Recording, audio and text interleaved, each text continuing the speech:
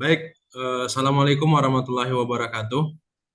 Waalaikumsalam. Waalaikumsalam warahmatullahi wabarakatuh. Selamat pagi Kang Ira, selamat pagi teman-teman. Pada Pagi, Bang. Pagi, pada Bang. hari ini kita ketemu lagi di mata kuliah Etnografi Indonesia ya, yang keempat. Sebelumnya Kang Ira, ini kan kita mata kuliah yang istilahnya kolaborasi lah dengan berbagai kampus di Indonesia Ya, untuk ya, membahas terkait etnografi suku bangsa dari beberapa wilayah lah di Indonesia. Kemarin ya. itu kita sudah membahas etnografi Aceh, itu ada teman-teman Hmm, dari Unimal yang mengisi, kemudian etnografi Batak itu dari teman-teman di Antro USU, kemudian etnografi Minangkabau dari dosen di Andalas. Nah, pada ya. hari ini itu pertemuan kita yang keempat, itu akan membahas tentang etnografi Sunda. Mungkin sebelumnya Teh Rina sudah sedikit banyak menyampaikan juga ya sama Kang Ira terkait dengan apa saja yang mungkin akan disampaikan gitu. Nah, pada kali ini kita akan membahas tentang etnografi Sunda yang juga merupakan salah satu suku bangsa terbesar juga di Indonesia gitu. Ya. Dan kalau berbicara Sunda tentunya teman-teman dari dosen-dosen yang ada di antropologi Unpad itu pasti lebih expert kalau kita berbicara terkait Sunda gitu karena memang wilayah kajiannya di masyarakat Sunda kebanyakan gitu. Ya, Mungkin tidak berlama-lama lagi Kang Ira ya. untuk memulai ini mungkin saya langsung serahkan saja ke Kang Ira untuk apa namanya? Untuk menyampaikan materi terkait dengan etnografi masyarakat Sunda. Kepada Kang Ira saya silakan. Baik, untuk waktunya berapa lama nih, Pak? Kurang lebih. Kalau untuk waktunya itu kurang lebih sampai Kan dua saya berdua nih sama tiga Bu puluh Rina ya. 30. Ya, saya Ya. berdua ya sama Bu Rina. Jadi Ya. nanti kata beliau, saya aja dulu presentasi, mungkin ada diskusi juga. Nanti kurang lebih saya udah mau berakhir, saya kontak beliau untuk siap-siap, katanya Siap, begitu. Kang. Ya. Oke, Kang. Oke, saya udah bisa Sherlock nih, Bisa, bisa. Sherlock, share itu PowerPoint, Bisa, Kang. Silakan, Kang. share screen. Oke, sebentar. Apakah sudah terlihat? Sudah, Kang. Tadi ya, saya slide. Baik, terima kasih Pak Ferdi. Saya ucapkan Assalamualaikum warahmatullahi wabarakatuh. Salam sejahtera buat kita semua. Selamat pagi. Berbahagia sekali nih, saya sebetulnya bisa bergabung dengan kegiatan Ajasi ya, yang selama ini memang itu menjadi kegiatan merekatkan silaturahmi antar dosen, antar ilmuwan antropologi dan terutama hari ini kita mencoba berbagi ya, berbagi pengetahuan, pengalaman yang tentunya dalam konteks kuliah hari ini tentang etnografi. Nah, seperti yang dipaparkan Pak Ferdi tadi, saya dan Bu Rina nanti akan membahas tentang masyarakat Sunda. Saya mungkin akan memberikan garis besar, Bu Rina nanti beliau akan menjelaskan secara spesifik terkait dengan topik misalnya politik orang Sunda dan sebagainya. Nah, tentang Sunda, nah masyarakat dan kebudayaan Sunda, mungkin seperti yang dipaparkan Pak Ferdi tadi, karena memang ini mengacu pada etnografi Indonesia, maka umum mendengar istilah Sunda ya terkait etnografi pasti lebih kepada mengacu pada etnis ya. Tapi di sini saya ingin berselancar dulu sebelum masuk kepada konteks masyarakat dan kebudayaan Sunda dalam perspektif etnografi etnisitas katakanlah. Saya ingin mengajak dulu teman-teman mahasiswa berbagi pengetahuan tentang arti dan makna kata Sunda gitu ya. Karena ini ada kaitan nanti dengan pola pikir, pola sosial dan sebagainya gitu ya. Dan terutama tentang nilai-nilai kehidupan masyarakat Sunda itu sendiri. Ternyata eh, ini dari kebetulan dari file PowerPoint yang saya suka berikan materi di kelas itu bahasa atau istilah Sunda itu ternyata ada di beberapa kata yang orang menemukan gitu ya, baik Sanskerta, bahasa Kawi Jawa, Sunda sendiri, Kawi Prancis, Arab, dan bahasa dalam ilmu geologi atau geografi, dan juga ada secara akronim yang suka dipakai orang-orang ketika dalam dialog sesama masyarakat Sunda. Dan kalau kita lihat dari istilah-istilah atau makna dari arti Sunda ini, ada yang berkaitan dengan nama dewa, nama eh, apa namanya gunung, ada berkaitan dengan makna air, atau berkaitan dengan yang tersusun, atau yang terkaitan dengan pangkat, atau berkaitan juga dengan lumbung, berkaitan dengan keindahan, ya, keunggulan, kesenangan, kepuasan. Ada juga terkait dengan kalau laki-laki yang tampan itu suka disebut Sundara, kalau perempuan cantik disebut Sundari, gitu ya, dan sebagainya gitu. Ada berbicara tentang kesuburan, wilayah bergunung, kalau dari perspektif bahasa-bahasa lain. Nah, dari konteks inilah sehingga saya mencoba menarik pada perspektif Sunda dari geografi terlebih dahulu, gitu. Eh, Memang orang bertanya apakah ada gitu kaitan antara Sunda secara geografi maupun konteks etnis? Ya kita lihat gitu ya. Karena bagaimanapun katanya ada. Jadi maksudnya kata konsep Sundanya itu dipakai gitu. Seperti dalam sudut pandang geografi gitu ya. Kita mengenal adanya satu paparan di Nusantara ini yang dikenal dengan paparan Sunda dan paparan Saul.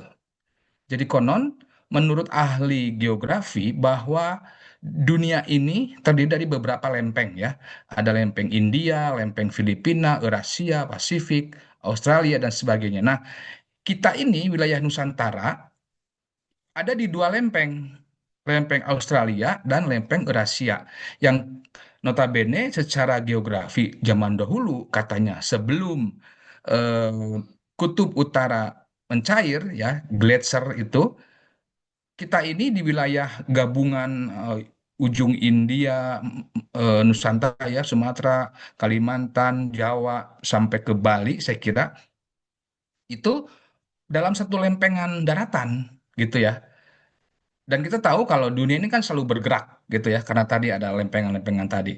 Nah, sehingga istilah itu, nah kan pertanyaannya kenapa sih disebut istilah Sunda gitu ya? Paparan Sunda, ada paparan Saul.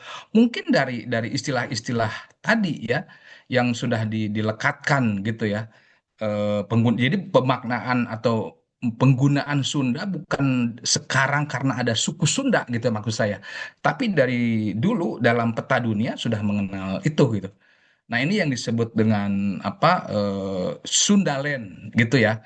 Nah, berkaitan dengan Sundaland atau kontinen Sunda ini atau Sunda Self gitu ya. Ada juga yang bilang paparan Sunda, ada yang bilang Sunda Self gitu ya.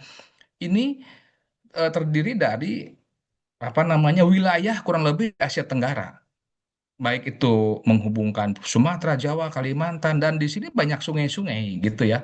Dan kemudian pada masanya eh, wilayah Sundaland ini dianggap ya baik oleh ahli biologi dan geografi ini atau ahli ekologi sebuah entitas wilayah geologis purba yang menjadi cikal bakal wilayah daratan Asia Tenggara, terutama bagian barat.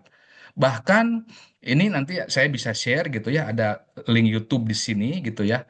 Itu berkaitan dengan bagaimana proses bumi ini bergerak gitu ya, berubah-ubah sehingga akhirnya muncullah daratan kepulauan Nusantara yang kita ketahui sekarang. Ini tentang biota-biota ya, endemik baik flora maupun fauna yang ada di wilayah antara Sunda Plat dan Sahul Plat atau Sunda Self dengan Sahul Self.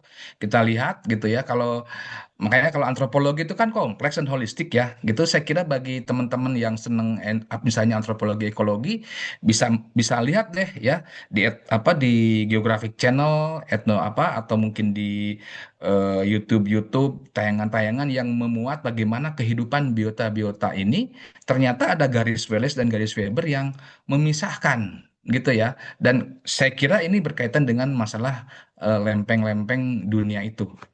Nah, itu mungkin eh, apa namanya biota-biota inilah yang kemudian pada masanya kemudian menjadi apa? Ya, menjadi barang rempah-rempah dan kekayaan Nusantara pada masa lalu ya. Kita tahu yang namanya lada, cengkeh, pala gitu ya. Kunyit, kapulaga dan sebagainya nih yang saya paparkan di sini kurang lebih itu pada masanya kan menjadi buruan para apa namanya bangsa-bangsa lain ke Nusantara gitu ya. Dan kalau kita berbicara demikian, Nusantara ini ya kaya sekali dengan sumber daya alam di atasnya loh. Sebelum kita menggali sumber daya alam mineral gitu, sebetulnya kita zaman dulu sudah dengan jualan istilahnya produk-produk alam aja udah bisa negara kaya gitu ya, bangsa kaya. Ya ini sebagai refleksi aja, kenapa enggak kita mengembalikan kembali budaya agraris kita menjaga untuk tanaman-tanaman yang punya nilai jual yang khas ya di kita untuk bangsa lain. Nah, ini terkait dengan peta yang tadi. Jadi kalau kita lihat ada lempengan yang besar, kemudian masa gletser, di situ ada angka tahunnya ya, kurang lebih berapa berapa ribu tahun yang lalu, kemudian ke dalam ketinggiannya mencapai berapa gitu airnya gitu ya.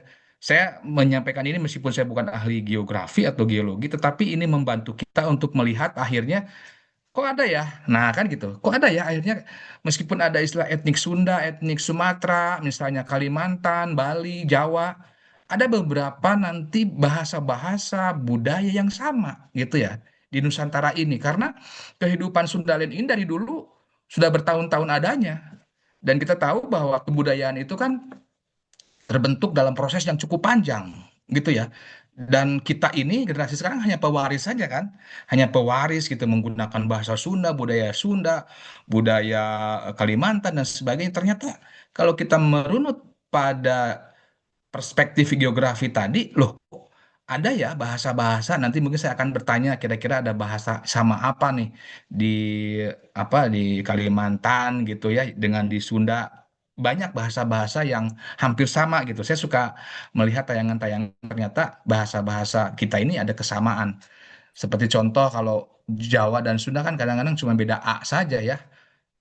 Apa dengan Oppo gitu kan misalnya.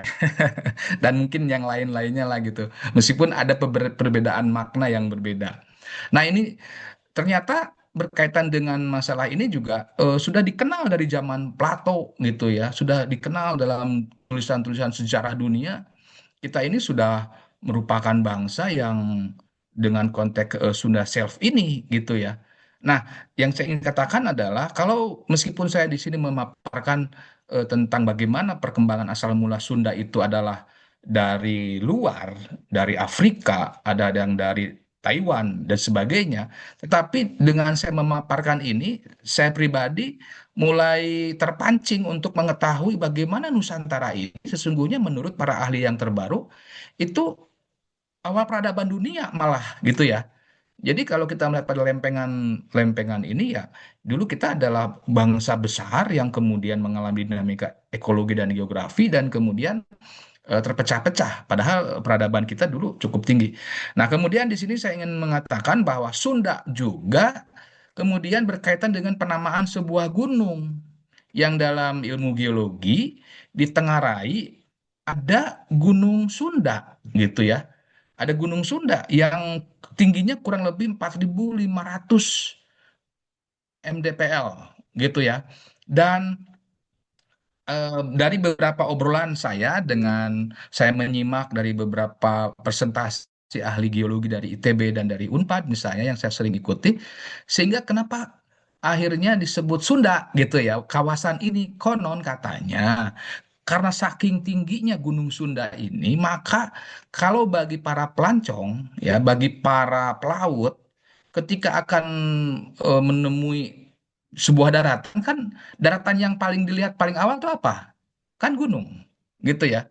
Jadi sehingga ya kenapa kemudian gunung? Nah, karena Gunung Sunda ini tinggi sehingga para pelaut-pelaut dunia ya mungkin termasuk para ahli geologi kemudian ahli geografi kemudian katanya saking tingginya Gunung Sunda ini di atas kepundan itu putih gitu. Bahkan bersalju. selalu tertutup awan putih dan mungkin seperti Mount Everest atau apalah gitu ya kalau di Papua Jayawijaya gitu.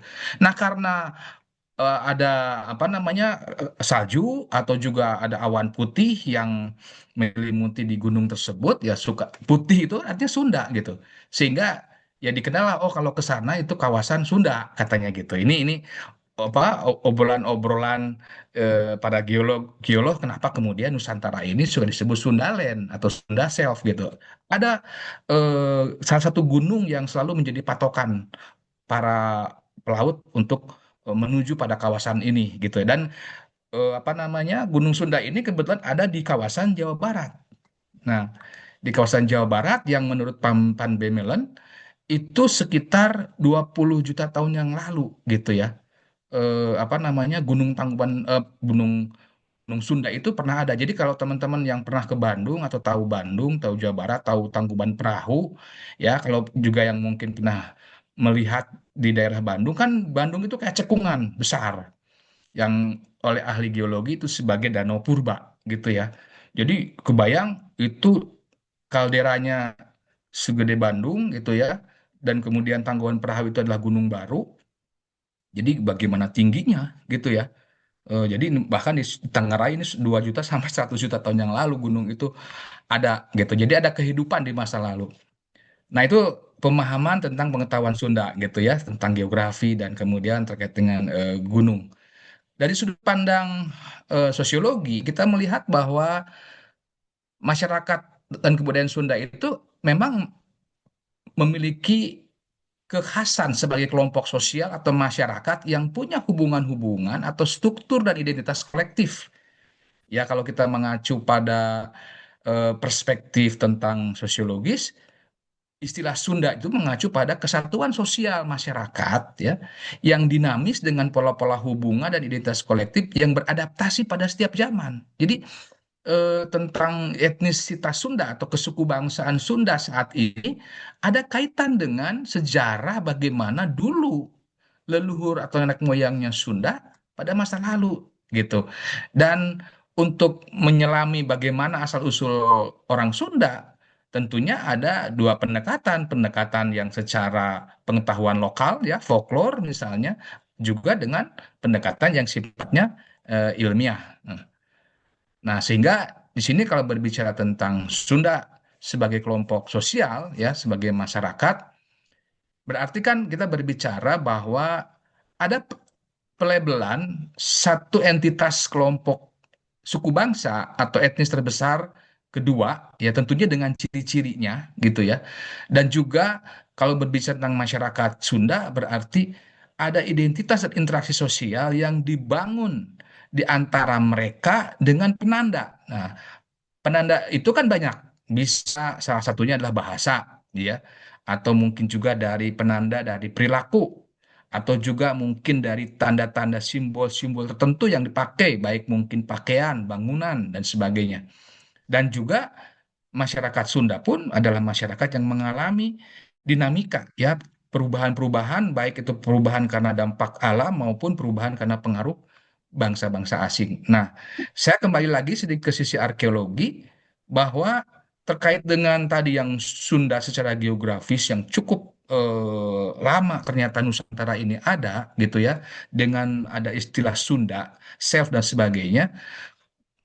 Kami kebetulan suka membawa teman-teman mahasiswa pada mata kuliah tertentu gitu ya, misalnya antropologi biologi atau juga ada arkeologi juga dalam sub mata kuliah kami, itu mengajak ke di daerah Bandung, namanya Gua Pawon ya. Ini di Gua Pawon ini ditemukan fosil manusia yang secara carbon dating dari fosil itu ditengarai umur 9.500 tahun yang lalu gitu. Kalau misalnya kita mendengar ada manusia tertua Homo sapien yang di Sangiran misalnya, ternyata itu kan daerah timur ya di Jawa itu. Ternyata di barat juga ada di sini gitu ya. Nah, ini yang kalau kita berbicara tentang bagaimana perkembangan awal kehidupan manusia di Tanah Sunda ini ternyata di dalam temuan arkeologi ditemukan ya. Kemudian juga kalau kita berbicara tentang fenomena yang cukup spektakuler ya, cukup viral lah ibaratnya tentang Gunung Padang gitu ya. Tentang Gunung Padang juga itu menunjukkan bahwa jejak-jejak etnis Sunda atau kebudayaan Sunda gitu ya. Meskipun mungkin dulu tidak disebut sebagai bangsa Sunda atau apapun lah namanya, tetapi faktanya di kawasan Jawa Barat ini kemudian daerah Cianjur ditemukan kehidupan yang temuan ini menunjukkan bagaimana peradaban orang Sunda ya pada masa lalu itu sudah begitu tinggi karena dari temuan-temuan ini ada ini kan batu tapak kaki harimau, ada ini batu yang kebetulan itu disebut batu kujang karena ditengarai itu mirip apa logoknya itu ya seperti kujang, kemudian batu yang bisa berbunyi bernada gitu ya, dan ini ada tafsir-tafsir arkeologi merupakan tempat orang bersembahyang gitu ya, menyatukan manusia dengan alam. Ini gambaran kalau berbicara tentang manusia Sunda itu dari zaman dulu sudah peradabannya sudah tinggi gitu. Nah, ini tentang masih gelombang-gelombang manusia ya dan juga kebudayaan. Kalau berbicara kebudayaan Sunda ya kita merupakan bagian dari sejarah kebudayaan besar yang disebut dengan Austronesia. Jadi nanti kalau ke dalam bahasa Sunda dan segala macam kan dalam antropologi, antropologi linguistik dan sebagainya, maka kita merunutnya adalah ingin mengetahui tentang peradaban kebudayaan dari perspektif bahasa, ya kita harus memahami perkembangan pada masa lalu, ya kita memahami ini loh kawasan Austronesia. Austronesia sehingga bahasa-bahasa yang ada di Sunda misalnya yang saya katakan tadi pasti sama dengan bahasa di Sumatera bahkan sampai ke Filipina ya, saya punya teman orang Filipina segala macam dan saya cek juga gitu kok sama gitu ya, ada bahasa-bahasa yang sama ini, bahkan dulu kan nenek moyang kita sampai ke Madagaskar segala macam gitu ya. Nah, ini juga menunjukkan bahwa ada budaya-budaya Sunda sekarang itu ya berkaitan dengan kebiasaan-kebiasaan masyarakat Sunda masa lalu dengan penggunaan bahasa yang tentu bahasa pun dinamis gitu ya. Nah, ini tentang berbicara tentang pengaruh daratan Asia ya, India dan Cina. Di kurang lebih 2000 sebelum Masehi sampai 500 ya abad 5 ya 2000 sebelum Masehi sampai pada abad 500 Masehi ini sudah mulai tuh yang tadi saya bicarakan tentang Sundalen mungkin udah nggak laku, udah bukan nggak laku, udah mulai tutup buku gitu ya, karena kita dengar ada istilah apa namanya Atlantis yang lost di kontinen dan segala macam. Di sini mulai peradaban kehidupan ya pengaruh edisi kedua gitu, yaitu edisi pengaruh dari India, Cina dan sebagainya. Dan untuk menemukan jejak bagaimana peninggalan etnografi Sunda ditemukan beberapa prasasti ya, baik itu ini di Ciaruten ya, kemudian ada juga di Kerawang dan sebagainya. Dan di situ mulai tuh ya kalau kita pernah mendengar apa namanya sejarah tentang kebudayaan Sunda ya kita berbicara tentang masalah kerajaan-kerajaan misalnya. Nah, kemudian perkembangan berikutnya tentang kebudayaan Sunda mulailah bercampur pada era peradaban kolonial, modern segala macam gitu ya, pengaruh dari Eropa, India, Cina, Arab dan sebagainya yang karena memang pada masa itu kuncinya ya saya kira menurut persepsi saya satu gitu ya, mereka mencari kehidupan baru, baik itu kehidupan dalam perspektif mencari sumber daya alam gitu ya. Dulu kita tahu bagaimana apa pada awalnya kan mungkin ingin membuktikan dunia ini bulat apa datar ya gitu kan. Dengan ditemukan ilmu perbintangan dan segala macam, ditemukan teknologi. Ternyata mereka juga melihat loh ini kok di belahan dunia lain ada yang subur. Oh ini ada apa nih? Oh enak nih, oh, bagus nih. Terjadilah hubungan-hubungan dagang sampai akhirnya kita mengalami yang namanya kolonialisasi gitu ya selama berabad-abad gitu. Tapi sebelumnya juga pengaruh India, Cina dan segala macam. Kalau teman-teman apa baca dan buka buku sejarah cukup lama sekali. Nah, kembali kepada konteks kebudayaan atau orang Sunda ini, kita bisa melihat bahwa ada dasar-dasar genetik yang terutama berkaitan dengan gelombang Austronesia. Ya, kita harus tahu seperti apa sih ciri-ciri orang-orang Austronesia itu, gitu ya. Kemudian ada jejak genetik bahwa di masyarakat Sunda juga ada Austro-Melanesian, ya. Makanya di orang-orang Sunda itu ada yang sipit kayak Cina ada gitu ya. Ada yang hitam ada gitu. Maksudnya secara warna kulit gitu ya. Jadi kalau misalnya gini mau saya, kalau orang Manado gimana sih? Orang pasti melihat orang Manado itu putih gitu ya. Umumnya putih atau kuning langsat gitu. Kalau orang Flores atau Papua pasti kulit hitam, rambut ikal gitu loh. Dan sebagainya. Kalau orang Sunda gimana? Nah, orang Sunda itu karena genetisnya itu Austromelanesian campuran jadi ada gitu. Tadi karena pengaruh-pengaruh kawin mawin juga dengan ada keturunan dari Afrika, dari Cina dan segala macam, mungkin India. Maka di orang Sunda itu saya pikir tidak bisa apa namanya bukan mengklasifikasi, menjudgment oh orang Sunda itu putih misalnya. Oh orang Sunda itu matanya begini atau rambutnya ikal atau rambutnya lurus nggak bisa karena faktanya di orang Sunda yang ikal ada, yang lurus ada, yang putih ada gitu ya. Kalau berbicara antropologi ragawi gitu ya. Tapi kalau melihat bagaimana orang tanda petik Sunda genuine yang disebut dengan indigenous people-nya, ambillah contoh Bali, maaf, Baduy maksud saya, itu putih-putih gitu ya, kayak suku Kajang gitu. Itu kenapa putih-putih? Karena dulu pusat-pusat kebudayaan Sunda ada di daerah gunung, misalnya gitu ya. Jadi orang-orang gunung gitu yang kebanyakan ya lebih banyak dipengaruhi oleh pohon-pohon rindang. mungkin gitu. Tapi secara genetis juga memang karakter dasarnya kalau orang Sunda itu orang putih gitu ya, berkulit putih. Nah, kemudian melihat tentang etnografi Sunda, kita juga tidak bisa lepas dari bagaimana kita memahami perspektif sejarah kerajaan. Jadi kalau tadi kita kaitkan dengan sejarah geologis, geografis, dan segala macam ya, karena dalam materi yang cukup singkat, saya kira kita ambil highlight-nya aja. Kita lihat bagaimana perspektif sejarah kerajaan masyarakat Sunda. Meskipun debatable, debatable tuh ada yang pro kontra, ada yang setuju dan tidak setuju, tetapi fakta ada yang mempercayai dan menemukan bukti-bukti bahwa kerajaan di Sunda yang pertama itu yang disebut dengan Salakanagara, bukan Tarumanagara. Jadi Salakanagara itu dipercayai sebagai kerajaan awalnya orang Nusantara asli, orang Sunda asli luhur Sundanya gitu. Baru kemudian adalah Tarumanegara gitu. Dan kemudian terjadi kawin mawin antara Raja Tarumanegara dengan Salakanagara. Terbentuklah yang namanya Kerajaan Sunda gitu. Itu cerita. Nah, itu bisa dilihat dari tayangan YouTube di sini ya. Nanti kalau ada waktu saya coba tayangkan sedikit gitu ya, tapi kita dengarkan dulu. Kalau nanti teman-teman mendapatkan PPT saya silahkan dicek lebih ini lagi. Nah, ini diyakini abad kedua Masehi ada kerajaan Salakanegara yang dikenal katanya dulu itu apa namanya eh, ketuanya atau puunnya atau pimpinannya itu disebut dengan Akitirem.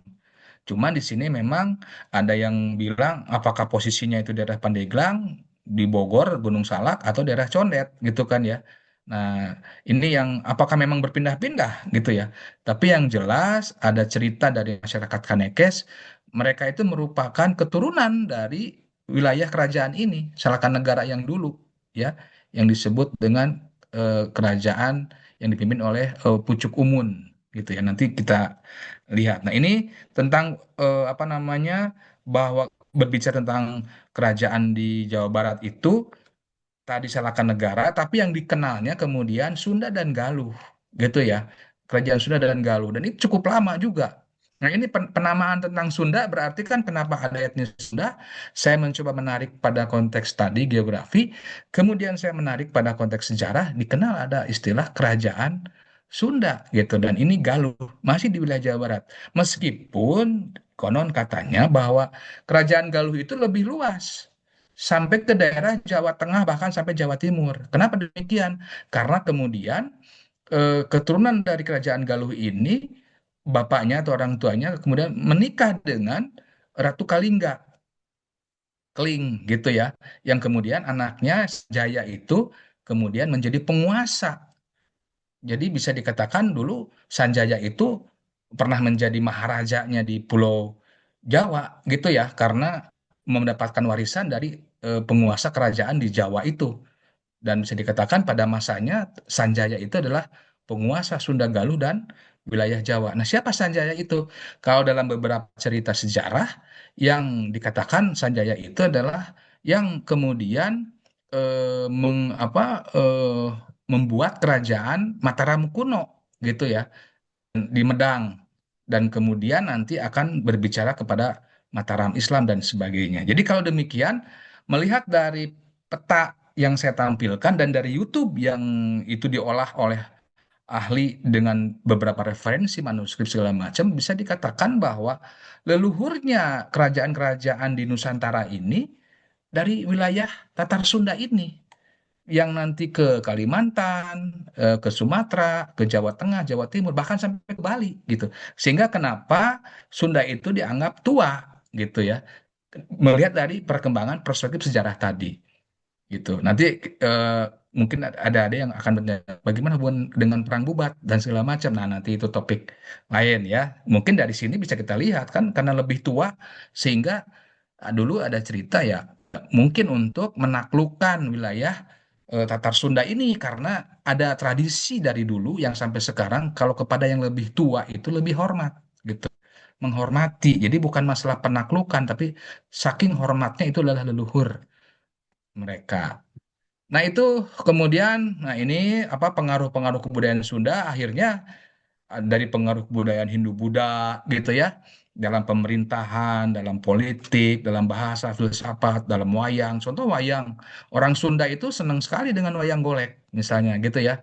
Ada cerita Arjuna lah, Bima dan segala macam, sama seperti di Jawa juga. Tetapi kemudian konon menurut ahli pewayangan, karena kita ini bangsa yang punya keadiluhungan, di dalam cerita wayang itu ada cerita tentang Semar, gitu kan? Yang notabene di India nggak ada cerita Semar, gitu.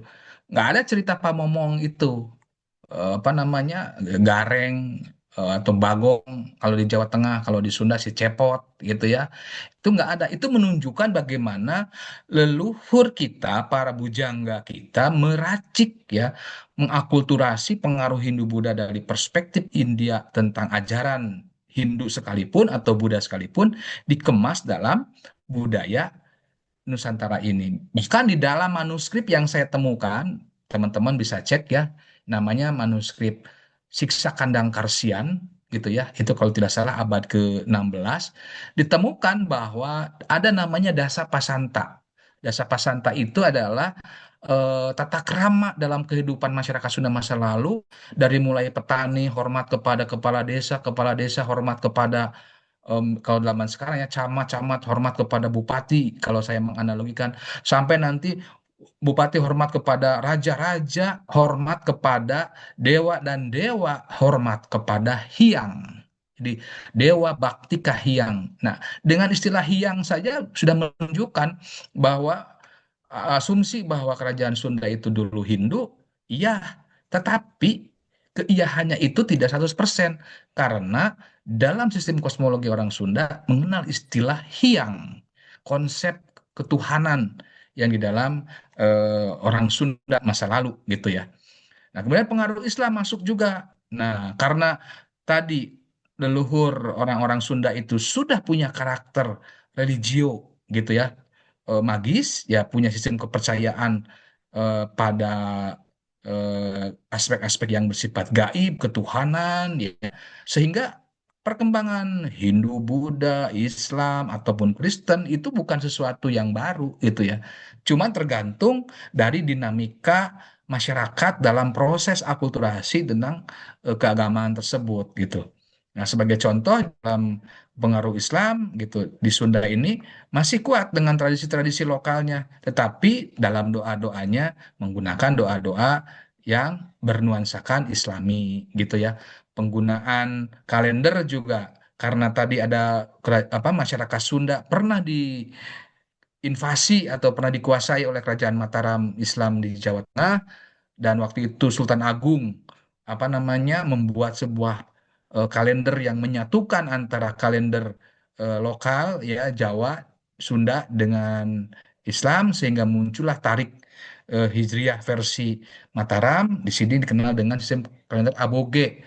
Aboge itu alif, rebo, wage gitu ya. Jadi orang Sunda juga masih memakai pada saat ini gitu ya. Oh ini tahun alifnya apa nih? Oh tahun Sundanya apa gitu ya. Itu masih dipakai.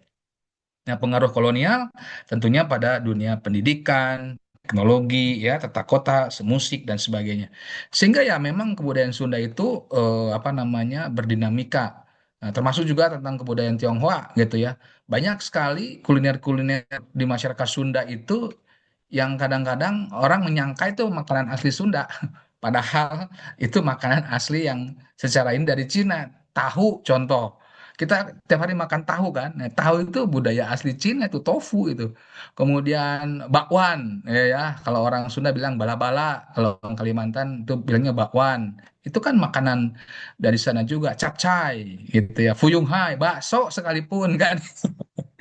Itu makanan-makanan yang bagi orang Sunda itu udah apa ya, kalau wah ke Bandung bakso di mana ya gitu, beli batagor di mana ya gitu ya. Kalau ke Bandung tuh ini sekalian promo pariwisata nih, kalau ke Bandung nggak carilah bakso yang enak di mana. Itu ekonomi gitu ya, karena memang Cina datang ke Nusantara juga diantar dengan dagang ya. Orang Sunda juga banyak yang mempelajari tentang bagaimana kosakata seperti apa ya, adalah istilah-istilah lokal itu dacin ya. Jadi dulu ada ukuran nih, ukuran kiloan namanya dacin. Sadacin, dua dacin. Dacin itu akronim dari Sada Cina. Jadi orang Cina yang mengkilo sekian sekian kilo gitu. Oh itu tilu dacin gitu. Tilu dacin itu berarti mungkin misalnya tilu kilo gitulah mungkin lah gitu. Tapi ada istilah ukuran-ukuran yang menggunakan apa pengetahuan lokal terkait dengan pengaruh Cina.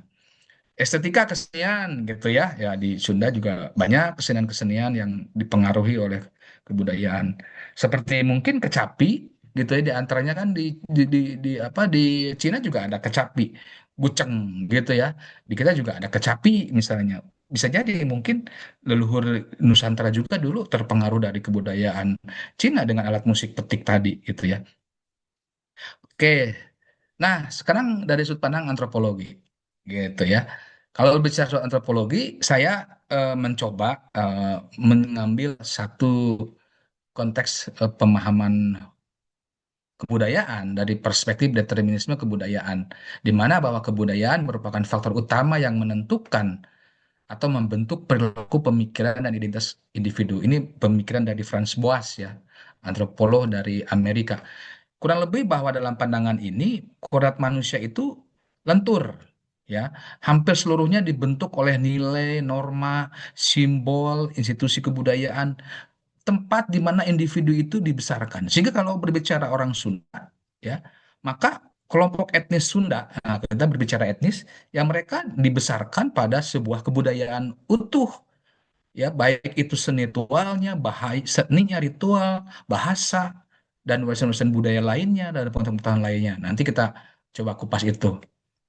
Sehingga kebudayaan Sunda pun mengalami proses yang cukup panjang, gitu ya, cukup panjang tentang sejarah budaya Sunda tadi, apalagi tadi dikaitkan dengan beberapa aspek sejarah yang saya coba secara ringkas aja saya paparkan.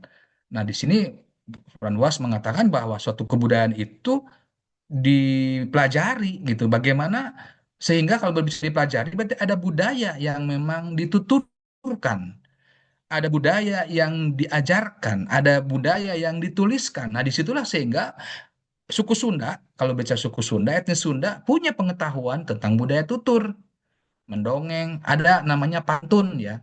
Pantun itu bukan pantun di Melayu, sampiran dan isi. Tapi kalau pantun di Sunda itu semacam tradisi kuno, Sunda masa lalu, yaitu tentang menceritakan sejarah. Misalnya sejarah Pajajaran, sejarah Prabu Siliwangi, sejarah keruntuhan Pajajaran. Itu tidak tertulis. Tetapi oleh Ki Juru Pantun diceritakan sambil main kecapi. Orang mendengarkan bisa satu hari, dua malam ibaratnya. Menceritakan tentang itu gitu ya. Atau kalau kita lihat juga, mungkin sama di beberapa kebudayaan lain ya, mendongeng gitu ya. Orang orang tua Sunda itu yang saya alami waktu kecil dari nenek saya atau apa kakek saya, ibu itu bertutur, bercerita. Ini kan juga bagian dari kebudayaan kita. Bagaimana kita sejak kecil diceritakan sejarah gitu ya, pengalaman kakek nenek kita minimal. Sejarah perang kemerdekaan, sejarah bagaimana dulu Sunda, sejarah bagaimana leluhur kita dan sebagainya. Bahkan sampai berbicara silsilah Pancakaki namanya kalau Sunda, genealogis segala macam itu kan budaya tutur. Budaya tulis ya itu juga bagian dari perangkat pembelajaran ya, learned behavior tadi. Jadi masyarakat Sunda mengenal tulisan aksara gitu ya, makanya ditemukanlah manuskrip-manuskrip ya, Sunda gitu. Dan yang kita lihat, saya saya kebetulan gabung juga dengan namanya Manasa ya, Masyarakat Naskah Nusantara. Naskah-naskah kita itu banyak ada yang di Rusia, di Belanda, termasuk di Arsip Nasional. Cuman sayang gitu, belum banyak yang literasi atau ditranskripsi gitu ya. Hanya beberapa saja. Tapi dari beberapa saja itu, ada Warugajati, sisa Kandang Karesian, dan sebagainya yang pada masa era Wangsakerta gitu ya. Wangsakerta itu seorang pangeran dari Cirebon itu ternyata membuka manuskrip-manuskrip huruf aksara naskah kuno Sunda, kita bisa membaca, mengenal, mengetahui bagaimana kehidupan kebudayaan dan masyarakat Sunda di masa lalu, gitu ya. Bahkan sejarah kehidupan dunia ini pun ada di dalam manuskrip tersebut. Nah, ini tentang asal masyarakat Sunda berdasarkan folklore, gitu ya. Karena ada bahasa Sunda yang mungkin tidak akan terlalu dipahami, saya tidak akan begitu menjelaskan lebih jauh, tapi intinya di dalam folklore Sunda ini ya sampai seperti contoh lah masyarakat Baduy kan meyakini gitu ya, meyakini atau dalam pengetahuan mereka bahwa mereka itu adalah keturunan Adam.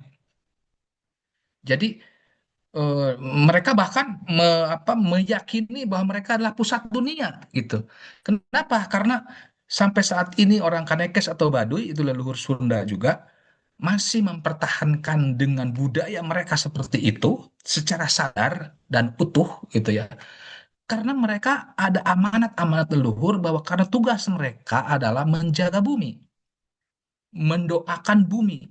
Kalau istilah Baduy itu ngabaratapakeun nagara 30 bagawan sawidak lima, ngalaksa dan sebagainya. Jadi tugas mereka dengan ngabaratapakeun 30 bagawan sawidak lima mengabartapakeun itu mendoakan. Jadi tugas mereka itu menjaga keseimbangan alam dunia gitu. Kalau saya perang dengan mereka, mereka juga ya ingin seperti orang lain juga gitu. Berdinamika seperti kita-kita ini. Tapi mereka saking kukuhnya pada amanat leluhurnya, mereka hidup dalam sebuah kawasan Mandala tadi. Mandala Kanekes ya. Nah, karena etnografi kembali di sini kita bisa lihat bagaimana mempelajari kebudayaan Sunda tentu dari perspektif bahasa, ada undak-usuknya, ada tata keramanya, ada karya-karya sastranya, baik lisan maupun tulisan, pengetahuan teknologinya, baik pertanian, pengobatan gitu ya. Saya juga kebetulan aktif di Indonesian Wellness Master of Association atau IWMA di situ. Bagaimana pengetahuan-pengetahuan tradisional Sunda itu dibutuhkan sebetulnya ya dari herbal, dari pesel atau pijat khasnya. Kita tahu contoh misalnya nih tentang pengetahuan tradisional. Teman-teman mungkin pernah lihat adu domba ya, domba Garut gitu ya. Nah, ternyata domba Garut itu bisa kuat. Nah, kan gitu. Bisa kalau beradu dia tidak sakit gitu. Di balik itu ada ahli pijatnya gitu. Jadi orang yang bagaimana dia mengurut, memijat tubuh si domba itu supaya dia tidak pegal-pegal, supaya kalau dia keseleo, kalau dia kepalanya mungkin kepelintir atau apa, dia bisa ini. Nah, itu ilmu pijat dan itu kemudian diaplikasikan kepada manusia. Makanya di Garut itu banyak ditemukan ahli-ahli tulang. Dalam ilmu silat namanya Cimande, itu ada ahli ahli ahli silat yang notabene dia ahli ahli pijat gitu kan. Ahli tulang sehingga saya melihat dengan mata kepala sendiri bukan magic ya, tapi ya pengetahuan lokal orang patah tulang langsung saat itu juga langsung sembuh, langsung bisa jalan gitu ya. Nah, itu pengetahuan tradisional Sunda. Kemudian sistem religi ya, kesenian tadi yang saya sudah katakan ya, di Sunda itu pengaruh dari kepercayaan leluhur masih ada, pengaruh Buddha Hindu juga ada, pengaruh keislaman yang notabene masyarakat Sunda mayoritas orang Muslim gitu ya. Itu juga berkembang, bahkan ada yang Kristen, Katolik gitu ya, Hindu juga ada gitu. Kemudian sistem kerabatan. Nah, kalau sistem kerabatan, orang Sunda itu kan dikenal dengan parental, ya, bilineal. Jadi menarik garis keturunan dari ibu dan bapak gitu. Nggak seperti Batak, jelas patriarkat sama patrilineal. Kalau Padang itu kan matrilineal, ya. Kalau Sunda itu bisa menarik garis ibu maupun dari garis bapak. Mata pencariannya ada budaya Huma masih ada, budaya Nyawah, gitu ya, pesisir seperti di Cirebon, Indramayu segala macam. Nah, ini tentang struktur sosial nih. Saya memberikan pemaparan dulu tentang sistem struktur tradisional Sunda kuno gitu ya.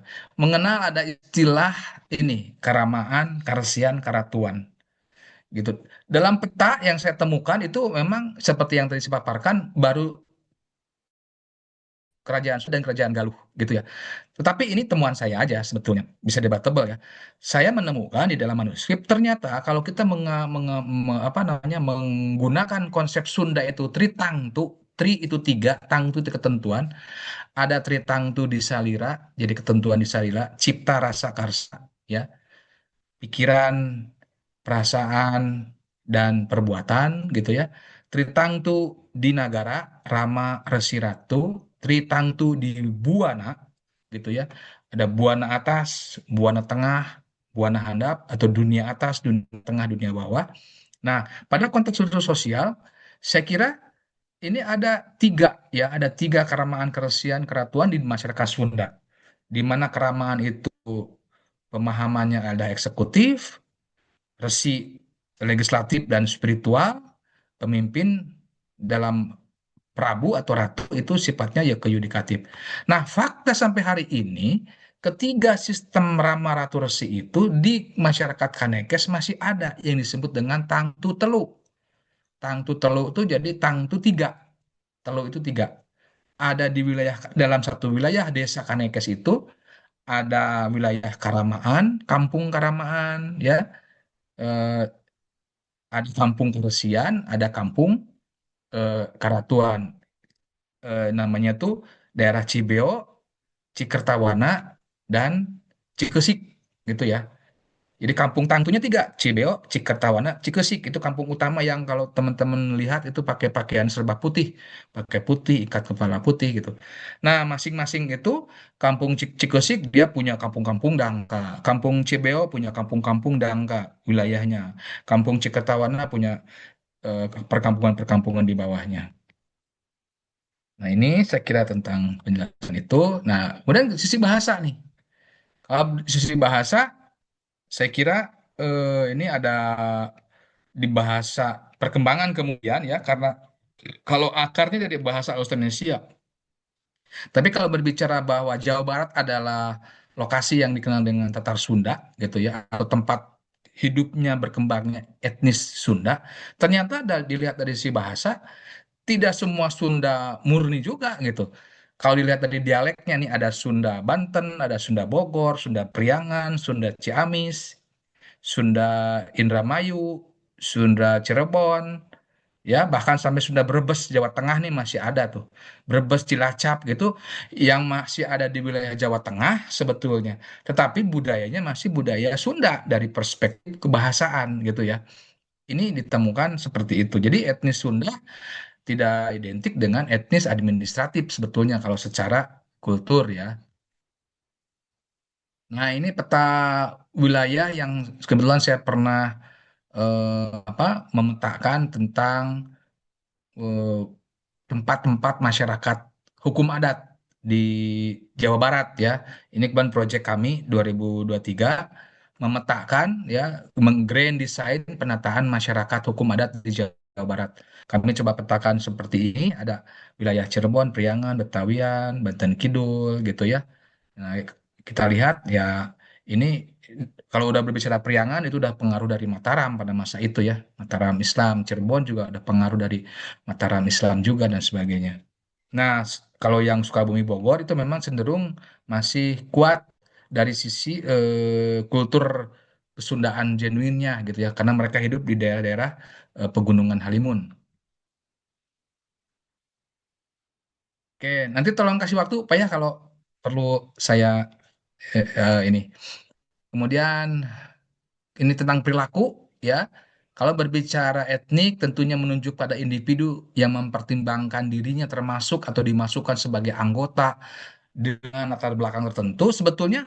Nah, ini yang kalau berbicara tentang etnisitas, karena orang Sunda itu kan sudah campur sari. Campur sari itu sudah ada yang eh, orang Sunda kawin dengan Jawa, orang Sunda kawin dengan Kalimantan mungkin ya, orang Sunda kawin dengan Batak dan sebagainya, kemudian tinggal di Bandung misalnya, atau tinggal di daerah Jawa Barat, kadang dari kecil mereka itu sudah terbiasa dengan bahasa lokal, bahasa Bandung, sehingga kadang-kadang notabene dia adalah orang Padang, ibunya gitu ya, atau bapaknya, atau Batak, atau gimana, karena dari kecil mereka hidup dan bergaul dengan budaya Sunda, kadang-kadang mereka juga, saya ngakunya orang Sunda gitu. Saya tuh orang Bandung gitu. Atau saya tuh orang Tasik, orang mana gitu ya. Nah, ini juga kalau berbicara etnisitas kan ya bisa aja di apa namanya diakui gitu ya. Karena tentunya berbicara etnisitas itu cenderung bersifat sosiokultural, bukan pada sisi ras. Kalau dulu ya dalam ilmu antropologi dulu etnik ini cenderung rasis gitu ya kepada perspektif ras biologis. Nah, tapi perkembangan kemudian etnik itu bersifat sosiokultural. Nah, ini kita lihat bagaimana berbicara tentang kebiasaan-kebiasaan tradisi orang Sunda, ada tradisi pantai di Cirebon gitu ya. Tradisi nadrannya yang mungkin di budaya pantai Nusantara hampir sama ya. Ada tradisi sedekah bumi di Indramayu gitu ya. Ada apa namanya? Hajat Sasi di Kampung Tasikmalaya gitu ya. Ada juga di Cirende nih, Cimahi nih yang mereka punya kebiasaan apa namanya makan nasi singkong gitu. Tadi ini kenapa ya? Jadi garis-garis merah sebentar. Nah, ini Tasikmalaya. Nah, ini Tasikmalaya juga ada kebiasaan eh, apa tradisi-tradisi dan di Jawa Barat ini banyak sekali ya tradisi-tradisi ritual. Nah, kalau berbicara tentang bagaimana kita mempelajari pengetahuan-pengetahuan kebiasaan orang Sunda, jadi ingin mempelajari gimana sih karakternya, perilakunya, sifatnya orang Sunda itu masa lalu atau mungkin yang seperti sifat dasarnya gitu ya, seperti gimana sih orang-orang Barat itu karakternya gimana sih, karakternya orang mana gitu ya. Nah, saya bisa belajar dari apa namanya eh, pergaulan. Jadi sesama orang Sunda kita bisa ngobrol ya. Mungkin teman-teman yang di Kalimantan ketemu orang Sunda ingin tahu gimana kebiasaan orang Sunda ya ngobrol aja. Karena orang Sunda itu ada karakter namanya someah. Someah itu ramah gitu ya. Sepengetahuan saya orang Sunda itu katanya dimanapun, di suku manapun dia diterima. Karena karakter dasarnya orang Sunda itu nggak kenal juga senyum gitu. Halo Pak, gimana kabarnya gitu. Nah, itu karakter orang Sunda gitu ya. Karena mungkin itu dari sisi nilai-nilai juga yang dianut gitu ya. Orang-orang Sunda itu cenderung mengutamakan pada persaudaraan, tidak mau dijajah dan tidak mau menjajah gitu ya. Kemudian kita bisa membaca dari naskah-naskah kuno gitu ya. Bagaimana sih masa lalu orang Sunda itu, atau dari buku-buku sejarah Sunda lama, atau mungkin dari cerita-cerita radio. Di sini saya ada klik ya beberapa apa namanya tayangan nih dalam radio Sunda. Sampai hari ini di masyarakat-masyarakat terutama pedesaan atau rural lah umumnya, meskipun di urban juga ada gitu tapi sedikit, masih menggemari mendengar cerita-cerita radio yang berbahasa Sunda. Nah, saya nggak tahu di Kalimantan ada nggak ya. Gitu ya, semacam mendongeng gitu. Jadi kalau bahasa Indonesia misalnya tentang Jakartarum katakanlah gitu ya, tentang Jakartarum. Nah, dikisahkanlah Jakartarum itu dengan bahasa Sunda.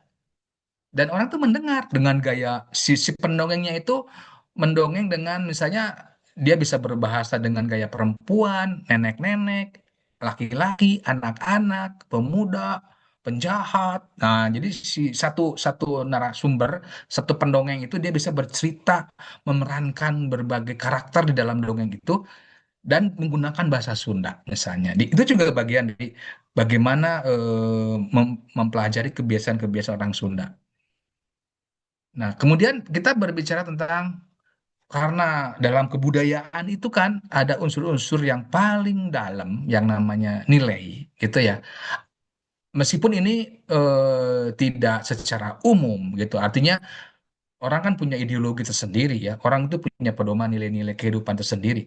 Nah, tapi kalau berbicara tentang sebagai entitas kebudayaan Sunda, orang Sunda itu menghormati yang namanya padi atau pare. Ya, dihormat itu bukan hormat seperti kita bendera, hormat bendera gitu ya. Terus padi dihormat, bukan.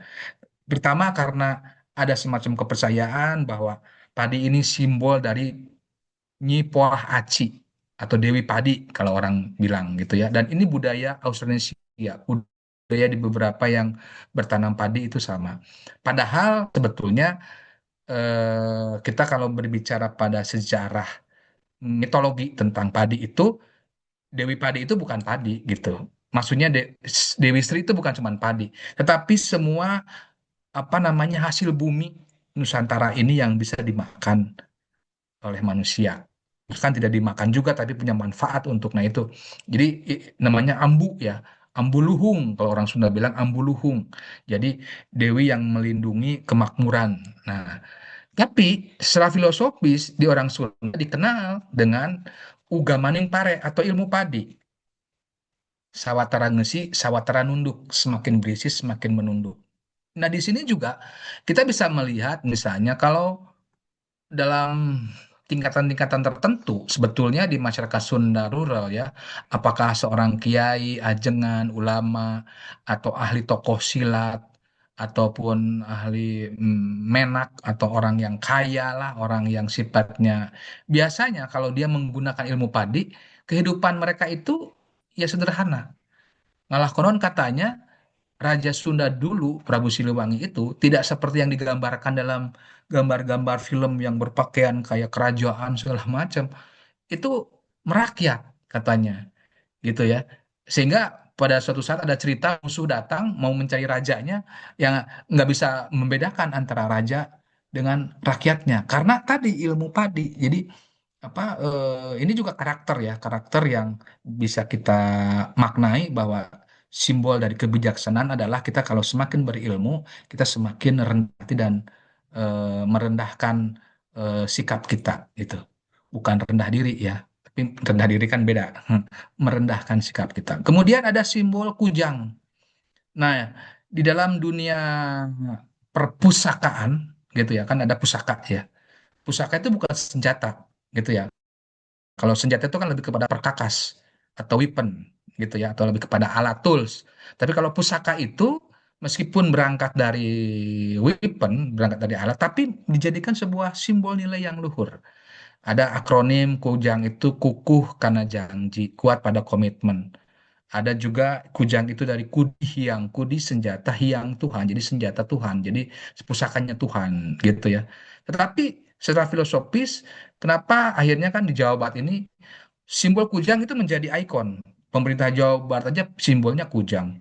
Di beberapa kabupaten-kabupaten atau apa, termasuk kampus kami pun Unpad, kujang kan lambangnya tuh dua itu ya. Dan kujang dua itu ada simbol juga, kujang dua pangadekna.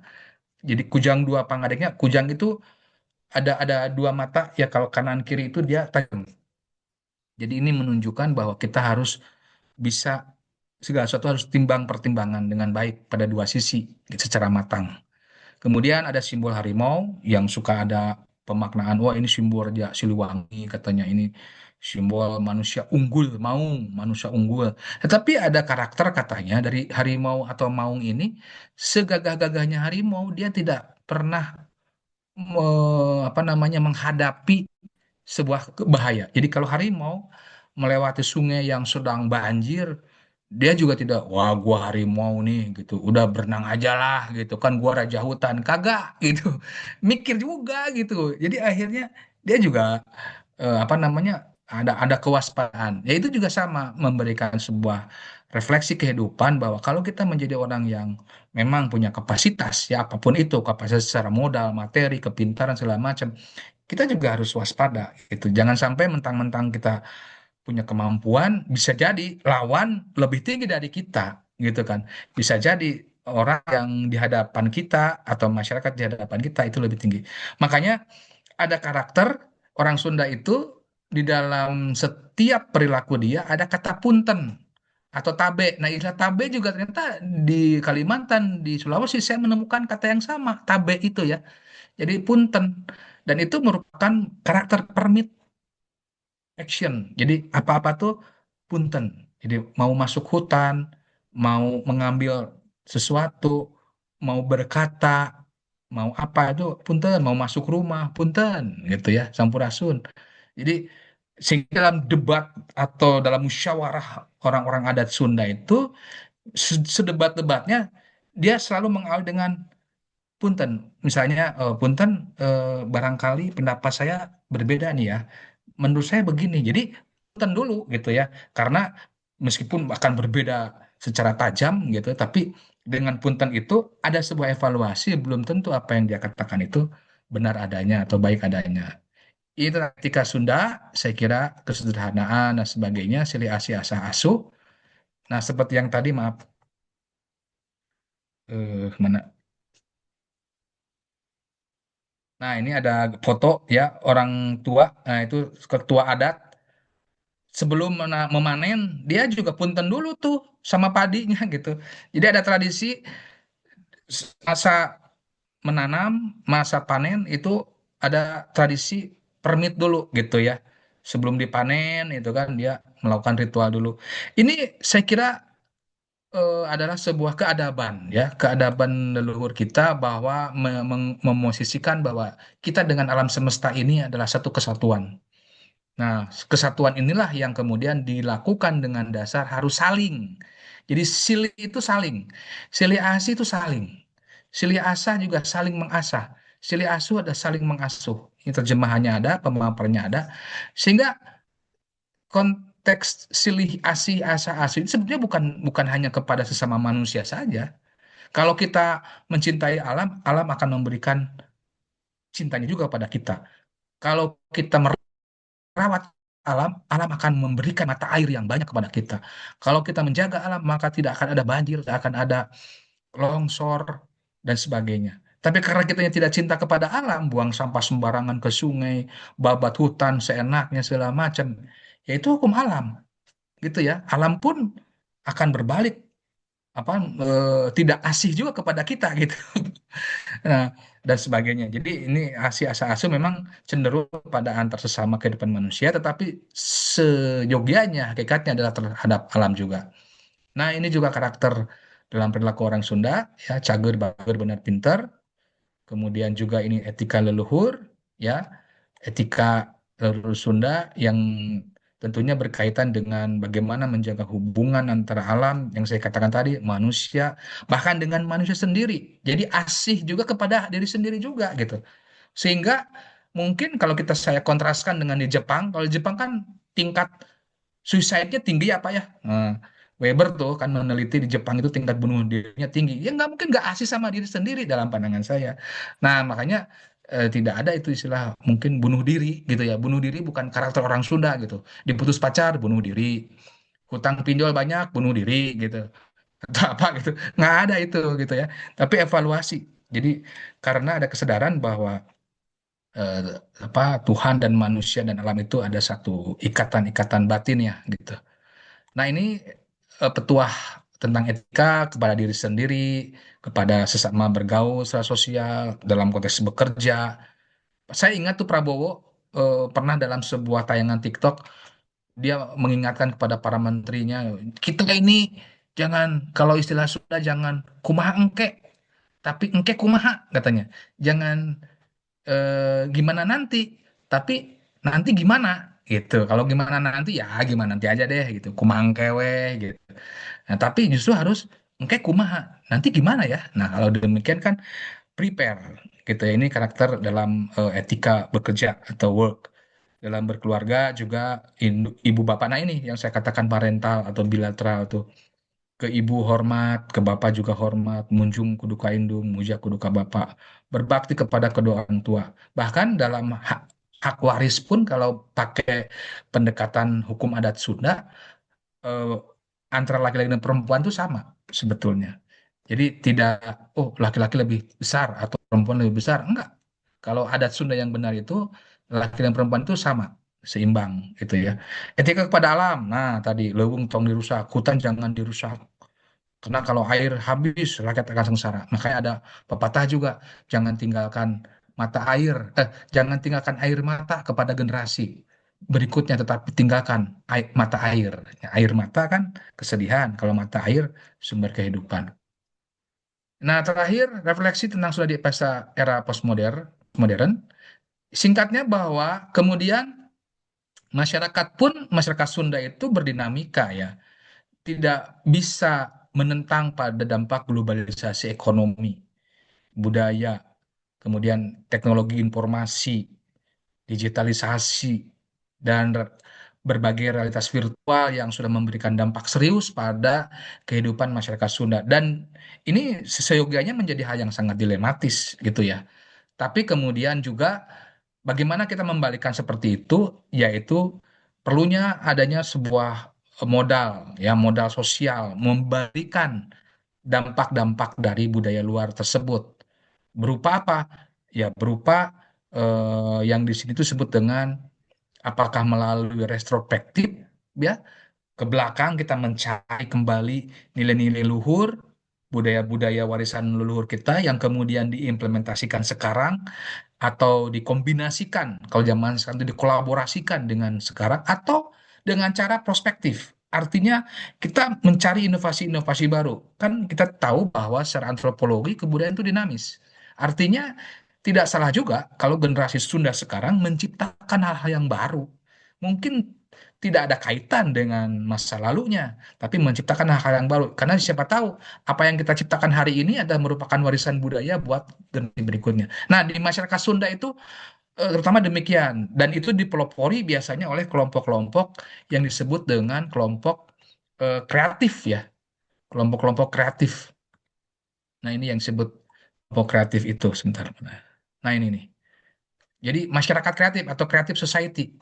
Biasanya mereka itu adalah masyarakat yang punya kreativitas, punya pengetahuan dalam kajian disertasi saya sejauh ini sementara itu adalah kelompok-kelompok orang kaum intelektual di perkotaan gitu ya yang sebagai agen sebagai contoh nanti di sini saya contohkan nah, seperti ini misalnya ini saya mengambil contoh dari sisi satu segmen seni saja ya angklung nih misalnya Mansur Angklung nih.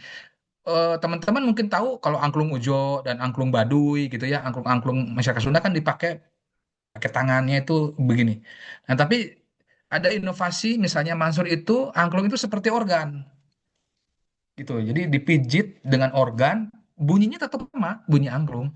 Tapi dengan begitu dia bisa memainkan berbagai musik dunia karena memang angklung itu kan bisa dibuat dalam pentatonis atau diatonis ya. Dan akhirnya ini digemari anak muda. Ya, anak muda menjadi senang dengan berbasis lokal, tetapi juga musik-musiknya bisa dengan musik-musik yang global. Ini juga satu sisi ya prospektif dan retrospektif gitu ya. Kemudian juga ini kelompok Karinding. Saya nggak tahu di Kalimantan kayaknya pasti ada alat yang Karinding ya, mungkin nanti bisa dicek. Nah kemudian teman-teman dan itu biasa Karinding di pedesaan, di masyarakat-masyarakat adat katanya pengusir hama dan segala macam. Tapi di masyarakat kota Karinding digunakan dan banyak penggemarnya, terutama kalangan-kalangan underground ya, anak muda, bahkan dengan musik-musik rock gitu. Eh, Dalam disertasi saya kebetulan ada gitu ya, hal seperti ini. Jadi bagaimana kreativitas anak kota itu mengkolaborasikan musik Karinding dengan musik-musik yang kontemporer. Nah, ada grup namanya Samba Sunda juga ini ya, ini orang-orang ISBI Bandung ya, dosen dan ISBI Bandung. Dia mengkolaborasikan segala alat musik, kecapi, piul, kendang, apapun gitu ya. Dan sehingga dia sudah berkeliling dunia menampilkan lagu-lagu Sunda tetapi dalam kemasan-kemasan yang modern dengan racikan modern. Ini juga bagian dari bagaimana kebertahanan orang-orang Sunda gitu ya. Ini dari satu seni, dari sisi makanan, saya kira kalau ke Bandung mungkin teman-teman bisa lihat bagaimana kuliner Sunda di Bandung gitu ya, yang banyak rumah-rumah makan Sunda dan segala macam. Cuman mungkin tidak sebanyak rumah makan Padang gitu ya. Kalau rumah makan Padang dari Sabang sampai Merauke pasti ada gitu, meskipun di Padangnya nggak ada mungkin katanya. Tapi rumah makan Sunda agak jarang, mungkin karena orang Sundanya betah di Bandung kali ya, betah di Jawa Barat, jarang. Tapi dari sisi sub-sub kultur, katanya nih orang-orang Tasik, Kuningan, Cirebon, mereka juga banyak yang merantau. Jadi katanya nih kalau di Kalimantan ada orang yang jualan Indomie, apa namanya Indomie itu, Indomie telur, nah, itu katanya dari orang Kuningan, gitu, atau dari Bandung gitu. Itu ada juga kreativitas mereka dengan jualan Indomie, tapi dia bisa menjadi konglomerat gitu. Oke, saya kira sementara itu materi saya. Mudah-mudahan singkat, padat ya, dan bisa memancing teman-teman untuk kita ngobrol. Terima kasih, Pak Ferdi. Ya, terima kasih banyak Kang Ira. Tadi Ya, Terina juga menghubungi via chat di Zoom. Beliau bilang beliau jam 9.45 ini ada kuliah. Jadi nanti kalau kayaknya beliau sudah live juga sih Kang. Tadi beliau sudah masuk. Katanya nanti mungkin dilanjutkan aja sama Kang Ira sampai akhir katanya. Begitu Kang. oh gitu sampai akhir. Tapi beliau Ya. nanti mau masuk nggak kemungkinan? Katanya enggak sih Kang kalau karena dia jam 9.45 itu ada Iya kelas sih, luring. Iya. iya beliau tuh tadi tuh dengan saya sempat ngobrol-ngobrol gimana nih TikTokannya gitu ya. Apakah saya dulu, Bu Rina masuk, kemudian lanjut saya lagi gitu ya. Atau gimana tadi sempat ngobrol sih tapi karena kalau begitu kan apa waktunya mepet-mepet ya Bu Rina tuh kayaknya ya kita lihat nanti deh kalau memungkinkan saya masuk kan kira kabari kalau udah beres makanya saya sekarang udah beres saya menghubungi beliau tetapi kalau tadi udah ngobrol ke Pak Ferdi demikian ya Ya. silakan Ya bagaimana beliau nanti. ngechat di Zoom tadi. Kang. Oh gitu ya, Ya. saya Ya, terima kasih banyak Kang Ira atas penyampaian materinya sangat sangat padat ya, sangat padat dan sangat jelas dari awal apa? Dari mulai penjelasan secara geografis, historis hingga masa sekarang gitu. Baik teman-teman, silakan kalau ada yang mau bertanya ya. Kita Fer, tiga dulu ya. Kita tiga dulu. Kang Ira ini sistemnya mau gimana Kang? Mau langsung dijawab atau ditampung dulu? Kira-kira? dua aja tampung dua Oh, tampung dua dulu ya. ya tampung dua Mungkin yang pertama itu silakan Nada sama Andrea. Yang lain nanti ya. Nada baik, dulu ya, silakan. ya, gitu. siap. Sebelumnya, terima kasih atas kesempatannya. Mohon izin perkenalkan, Kang. Nama Ya, saya Nada Kamilah, jadi biasa ya. dipanggil Nada. Jadi, Mm-mm. pertanyaan saya tuh, kan dari nama-nama orang Sunda, biasanya kan dia punya pola pengulangan atau kombinasi yang unik nih. Contohnya kayak Ya. misalnya Maman Suherman, Asep Hmm. Surasep, atau Dede Sunarde. Nah, apakah sebenarnya pola penamaan semacam ini tuh dapat dipandang sekedar kebiasaan sosial atau sebenarnya ada makna historis dan kultural yang lebih di balik tradisi penamaan tersebut? Itu aja. Terima kasih, Kang. Baik, selanjutnya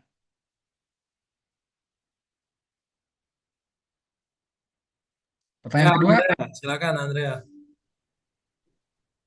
Oke, mohon izin.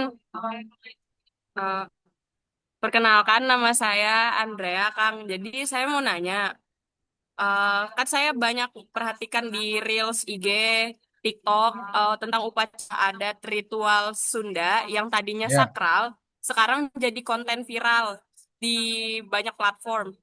ya, Misalnya potongan ritual Seren Tahun atau tarian-tarian yang ada sering banyak dimuncul di Instagram dan sebagainya. Menurut Bapak, fenomena ini lebih banyak positifnya karena jadi promosi budaya atau justru negatif karena mendegradasi makna sakral dari ritual itu sendiri? Makasih, Kak. bagus. Baik. Ya, silakan Andrea. Kang. Ya. Baik, saya coba jawab satu-satu dulu ya. Ini pertanyaannya itu bisa buat skripsi Anda yang belum punya tema tuh. Nah, tentang nada ya, ada nada nih. Nama yang diulang-ulang. Pertama, tentang penamaan. Sebetulnya tentang pola penamaan orang Sunda itu, dalam pemahaman saya itu tidak ajak seperti kalau orang Batak misalnya. Kalau orang Batak, siapapun namanya, kalau dia dari marga apa, pasti ada nama marganya kan. Misalnya mau Wawan, namanya Wawan, tapi marga Butar-Butar, berarti Wawan Butar-Butar. Siapapun yang marga Butar-Butar, apapun namanya, pasti ada Butar-Butarnya, gitu ya. Atau Borunya, kalau berbicara untuk cewek dan sebagainya.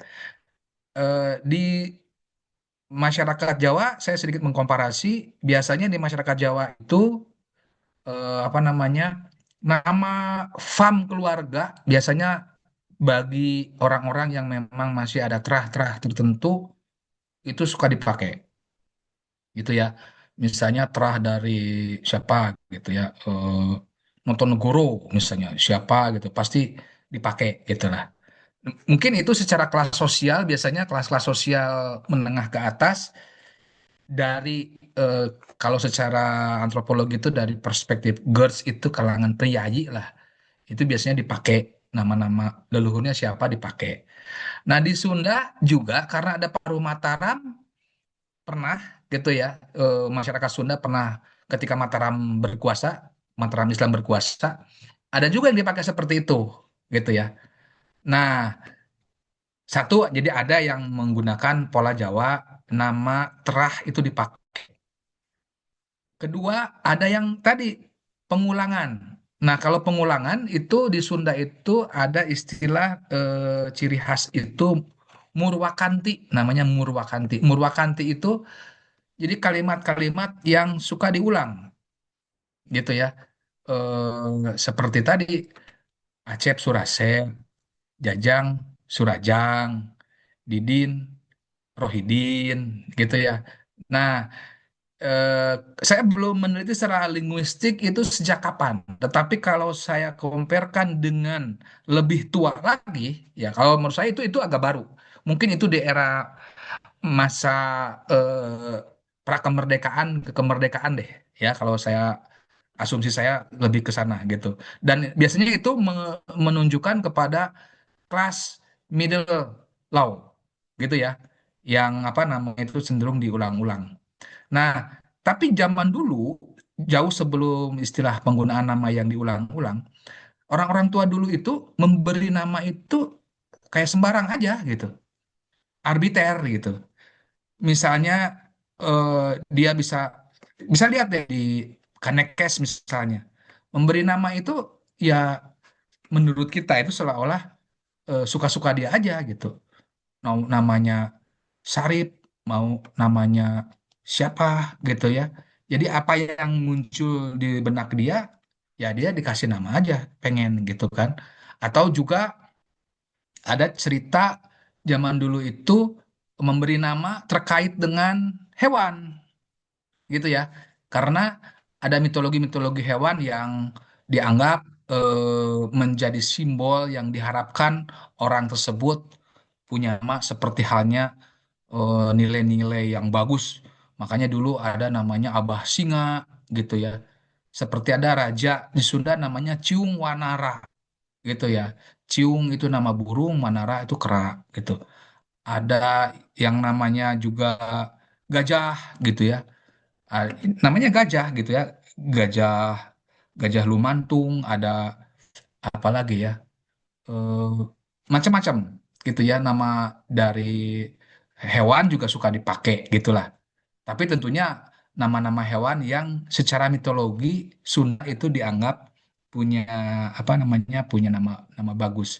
Seperti Munding ya, kan Raja Sunda juga ada nama bisa dicek, namanya Munding Laya di Kusuma gitu ya. Munding itu kerbau gitu ya. Munding layak di Kusuma. Ya, kenapa kerbau ya? Saya kira bagi masyarakat agraris mungkin sama seperti orang India bagaimana mensucikan sapi ya. Sapi itu dihormati sekali sebagai tunggangan dewa sampai nggak boleh dimakan. Mungkin di Sunda ya kerbau dulu apa namanya ada pengislahan karena kerbau punya peran dalam penting gitu ya, punya makna penting juga dalam kehidupan ekonomi ya, dan sosial sehingga ada penggunaan seperti itu. Jadi penggunaan nama itu saya kira ada sebuah masa di mana trennya sekarang lagi apa sih? Nah sekarang nih di orang Sunda, tren nama-nama orang Sunda itu kayaknya sudah seperti tidak mencirikan Sunda lagi gitu.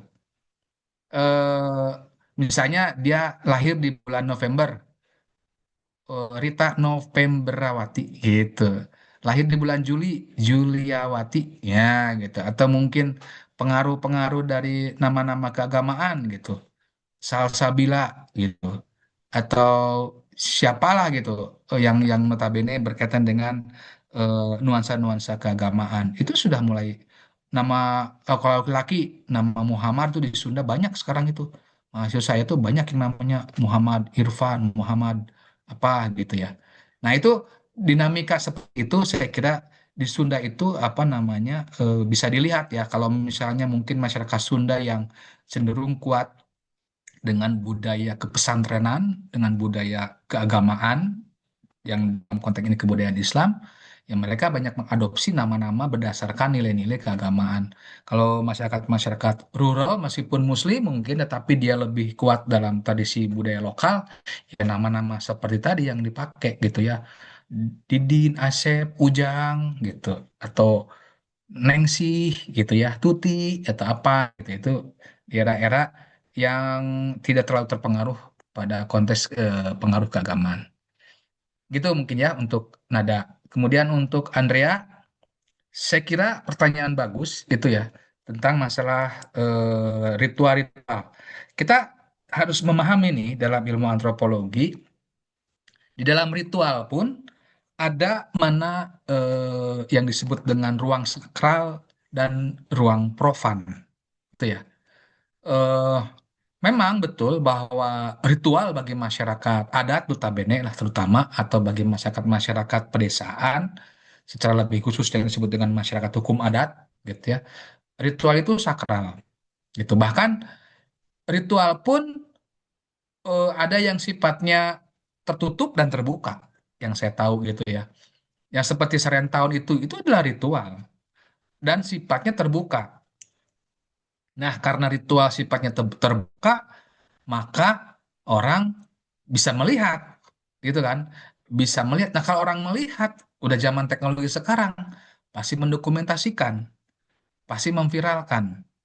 Pertanyaannya kan nggak ada, mungkin nggak ada hukum adat dulu dalam dunia viral memviralkan. Jadi, bingung juga nih apakah memviralkan itu masuk pada hukum adat, dibolehkan atau tidak kan gitu ya.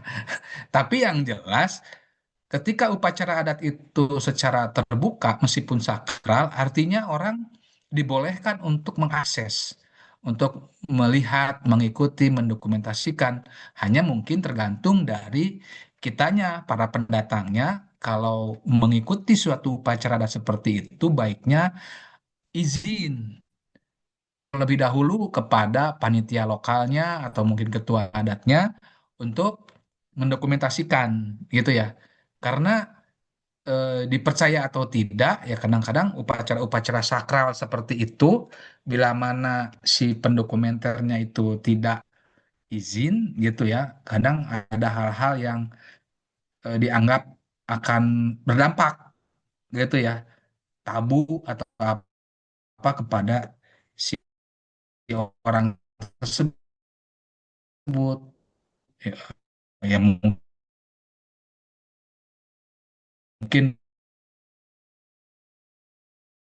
ya, seperti itu. Nah, masalah boleh nggak, saya kira karena biasanya udah zaman sekarang ini ritual yang bersifat terbuka itu kan akan mendapatkan perhatian dari publik dan ketika berdampak pada perhatian publik akan berdampak pada ekonomi bagi masyarakat setempat. Di setiap upacara-upacara adat yang terbuka, seremonial terbuka itu kan suka bermunculan tuh sebelumnya kehidupan orang-orang berdagang ini dan segala macam. Jadi artinya muncullah nanti apa namanya mendorong UMKM setempat gitu ya, karya-karya budaya dari makanan, karya tangan, buah tangan dan segala macam. Dan ketika diviralkan otomatis diharapkan orang akan banyak untuk katakanlah memesan, membeli gitu ya, bahkan berkunjung gitu ya kepada lokasi tersebut gitu sehingga menjadi wisata. Memang ada pro kontra tentang masalah wisata itu gitu ya. Dari sisi antropologi wisata ada yang memang secara terbuka orang membolehkan, tetapi ada juga yang mereka mengatur kunjungan-kunjungan wisata. Kenapa? Karena setiap masyarakat adat terutama dia memiliki jadwal-jadwal ritual, jadwal-jadwal khusus yang memang orang boleh ikut atau tidak gitu ya. Orang boleh terlibat atau berkunjung atau tidak. Kadang-kadang kalau orang keseringan datang ke kampung adat ya, misalnya seminggu setiap hari ada yang berkunjung ke sana, orang yang lagi duduk dipoto, orang lagi mandi dipoto, orang lagi masak dipoto, ribet juga ya, ruang privatnya hilang gitu. Nah, dalam hal ini saya kira perlu ada diaturlah kebijakan yang tegas dari pihak pemerintah setempat tentunya gitu ya bahwa ada kunjungan-kunjungan mungkin diatur juga jumlah banyak dan tidaknya gitu ya. Kebayangkan misalnya satu kampungnya kecil yang datang ada 5 bus. Waduh, gimana nampungnya? Belum lagi kadang buang sampah sembarangan dan segala macam gitu ya. Jadi selalu ada sisi dampak positif dan negatif. Tetapi disinilah saya kira perlunya peran yang namanya kelompok penggerak pariwisata ya, kalau dalam bahasa pariwisata ya. Dan dalam contoh misalnya saya menemukan kasus di Kampung Cirende melibatkan generasi muda setempat menjadi aktivis Kompepar sehingga bisa mengantisipasi, bisa mengatur jadwal kunjungan itu boleh dan tidak, atau berapa banyak, atau aturan-aturan bagaimana apa menggait penduduk-penduduk setempat bisa terlibat juga gitu ya, atau juga misalnya agar ritual-ritual itu bisa berjalan dengan lancar tanpa harus terganggu oleh kegiatan pendatang. Nah, ini peran penduduk lokal saya kira yang harus dilibatkan dalam penataan namanya kelompok penggerak pariwisata. Gitu sih menurut saya. Baik, Oke, terima kasih Kang Irah. ya, Mungkin ada 5 lagi, kita dua-dua dulu ya teman-teman. Mungkin bisa silakan. Nadia sama Ade dulu, karena tadi duluan mereka berdua. Silakan Nadia. Oke, mohon izin, Prof. Abang Ferdi. Ya, Perkenalkan, nama saya Nadia Padilla. Saya izin bertanya mengenai kenapa orang Sunda itu menolak untuk disebut sebagai Jawa, walaupun letak geografisnya sama. Apakah ada sudut pandang etnografi mengenai alasan yang melatar belakangi pembedaan ini? Terima kasih. baik. Pertanyaan bagus. Lanjut. Ade, silakan. Perkenalkan Pak, sebelumnya nama saya Ade Kurniawan, dipanggil Ade biasanya. Ya. Jadi menurut saya nih Pak ya kan suku Sunda ini termasuk suku yang unik gitu. Karena Hmm. hidup di Pulau Jawa yang mana berdampingan sama suku Jawa gitu yang hitungannya ya lebih inilah lebih mendominasi gitu kan lebih banyak suku Jawa gitu kan kalau di Pulau Jawa. Hmm.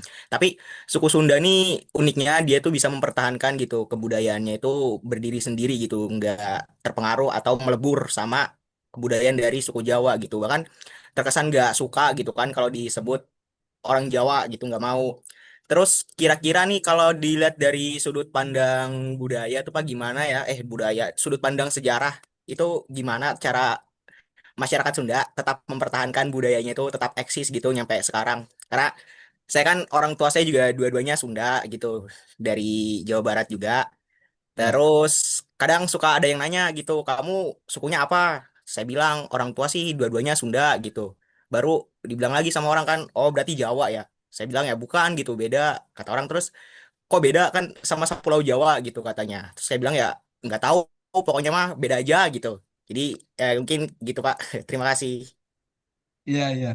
Bagus ini pertanyaannya, pertanyaan eh, stereotip gitu ya, yang umum berkembang di dalam pergaulan antar etnik nih. Saya menganalogikan ini juga sebelum menjawab itu. Di sini ada orang Batak nggak? Saya tanya dulu. Ada orang Batak nggak? Ayo. Ada Pak, saya Reliana. Riana, marga atau baru apa? Saya Boru Purba Pak. Baru Purba. Oke, di sini ada orang Karo nggak?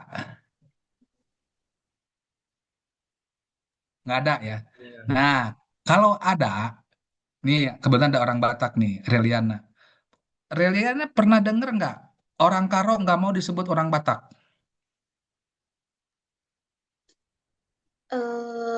Kebetulan belum pernah dengar Pak.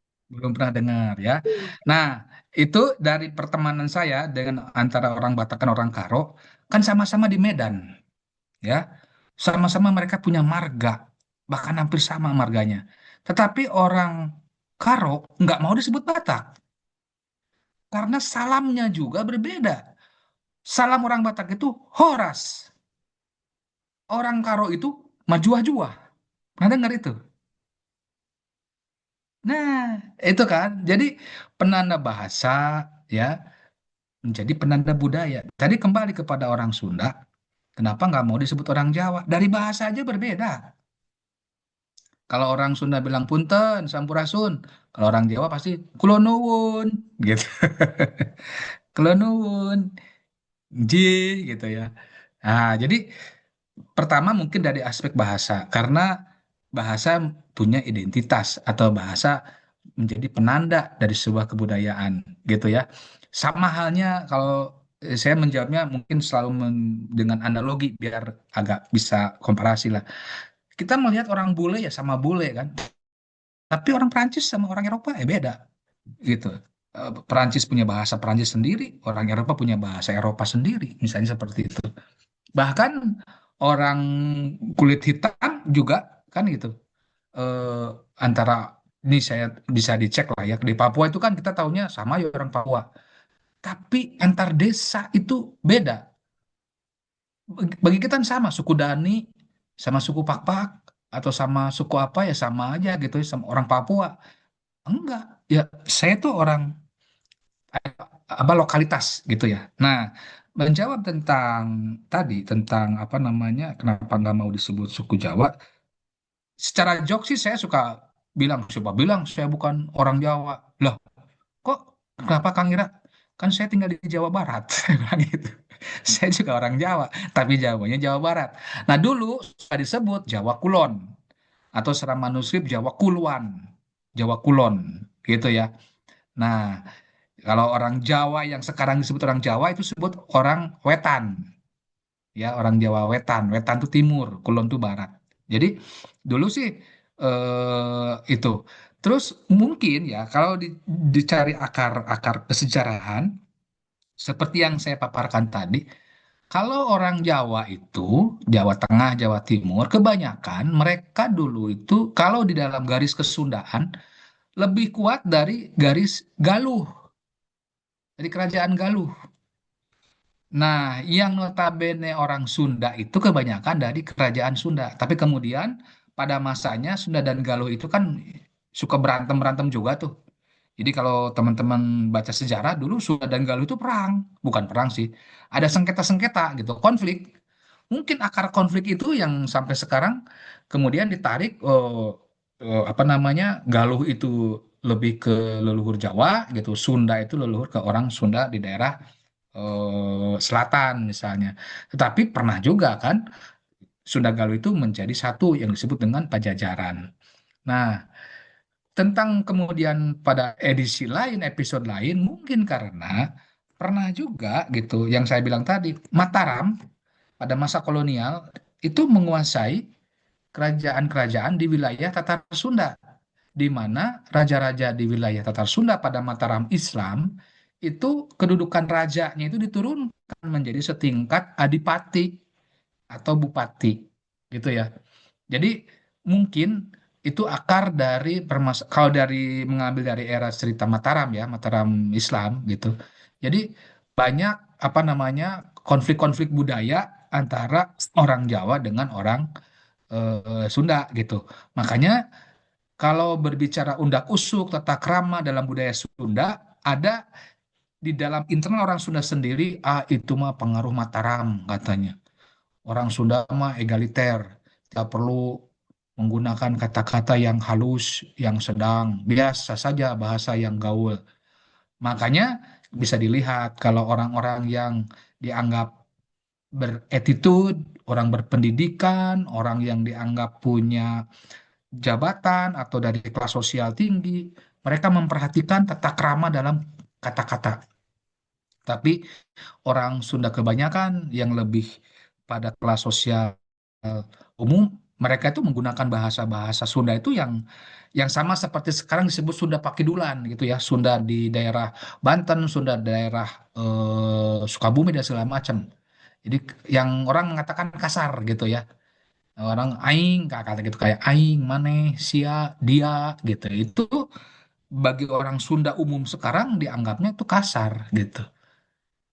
Sehingga ada sebuah apa namanya perlawanan ulang ya perlawanan ulang dengan membalikan makna-makna luhur di Jawa dengan makna-makna yang rendah di Sunda seperti dahar. Dahar itu kan bagi bahasa Jawa cukup sopan, sangat sopan.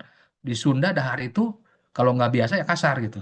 Kalau kamu sama dosen Sunda, Pak, Gus Dahar Can gitu ya. Pak udah makan belum? Nah, kalau di orang Sunda itu kamu nggak sopan gitu. Tapi kalau di Jawa dahar itu sopan pada bapak dosen gitu atau Pak wis dahar Pak ya itu sopan gitu.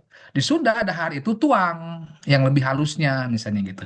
Jadi saya kira itu dinamika sejarah kalau dari sisi sejarah tentang kemataraman Mataram Islam terutama yang pernah menguasai di Pulau Jawa dalam konteks elit kepemerintahan ya. Kemudian kalau ditarik ke belakang, ya ada memang cerita historis yang cukup dalam meskipun ini polemik, yaitu tentang Perang Bubat, gitu ya. Tentang Perang Bubat. Nah, kebetulan nanti tanggal 30 Oktober nih, ya saya mengundang, nanti kami akan kirimlah ke Pak Ferdi khususnya, barangkali biar teman-teman bisa ikut, akan ada bedah buku. Cuman memang bukan prodi kami, antropologi, tapi prodi sosiologi, Departemen Sosiologi, dan saya salah satu penanggap di situ akan membedah satu buku terbaru yang judulnya Wijaya ya, yang judulnya adalah Wijaya dan Kerajaan Majapahit. Nah, ada trilogi ya, dia seorang ahli sejarah di Leiden, orang Indonesia, dan dari perenungan dia dan tulisan dia, nanti Anda bisa melihat seperti apa sih, kenapa ada hubungan-hubungan yang sempat berselisih paham antara orang Sunda dan orang Jawa. Yang notabene Jawa di sini sebetulnya kan kalau yang Mataram tadi lebih ke Jawa Tengah, kalau Perang Bubat itu lebih ke Jawa Timur. Nah, yang paling dianggap nyesaknya itu adalah ketika berbicara dengan peristiwa Bubat dengan Jawa Timur gitu. Kalau dengan Jawa Tengah itu lebih kepada masa kerajaan Mataram yang pernah berkuasa dan menguasai wilayah Tatar Pasundan di masa itu. Itu sih jawaban yang kenapa nggak mau disebut Jawa, saya Mas Sunda dan segala macam. Di samping itu saya kira mungkin masing-masing kultur punya pride tersendiri gitu ya. Punya pride kan Anda juga sebagai orang Kalimantan punya pride ya.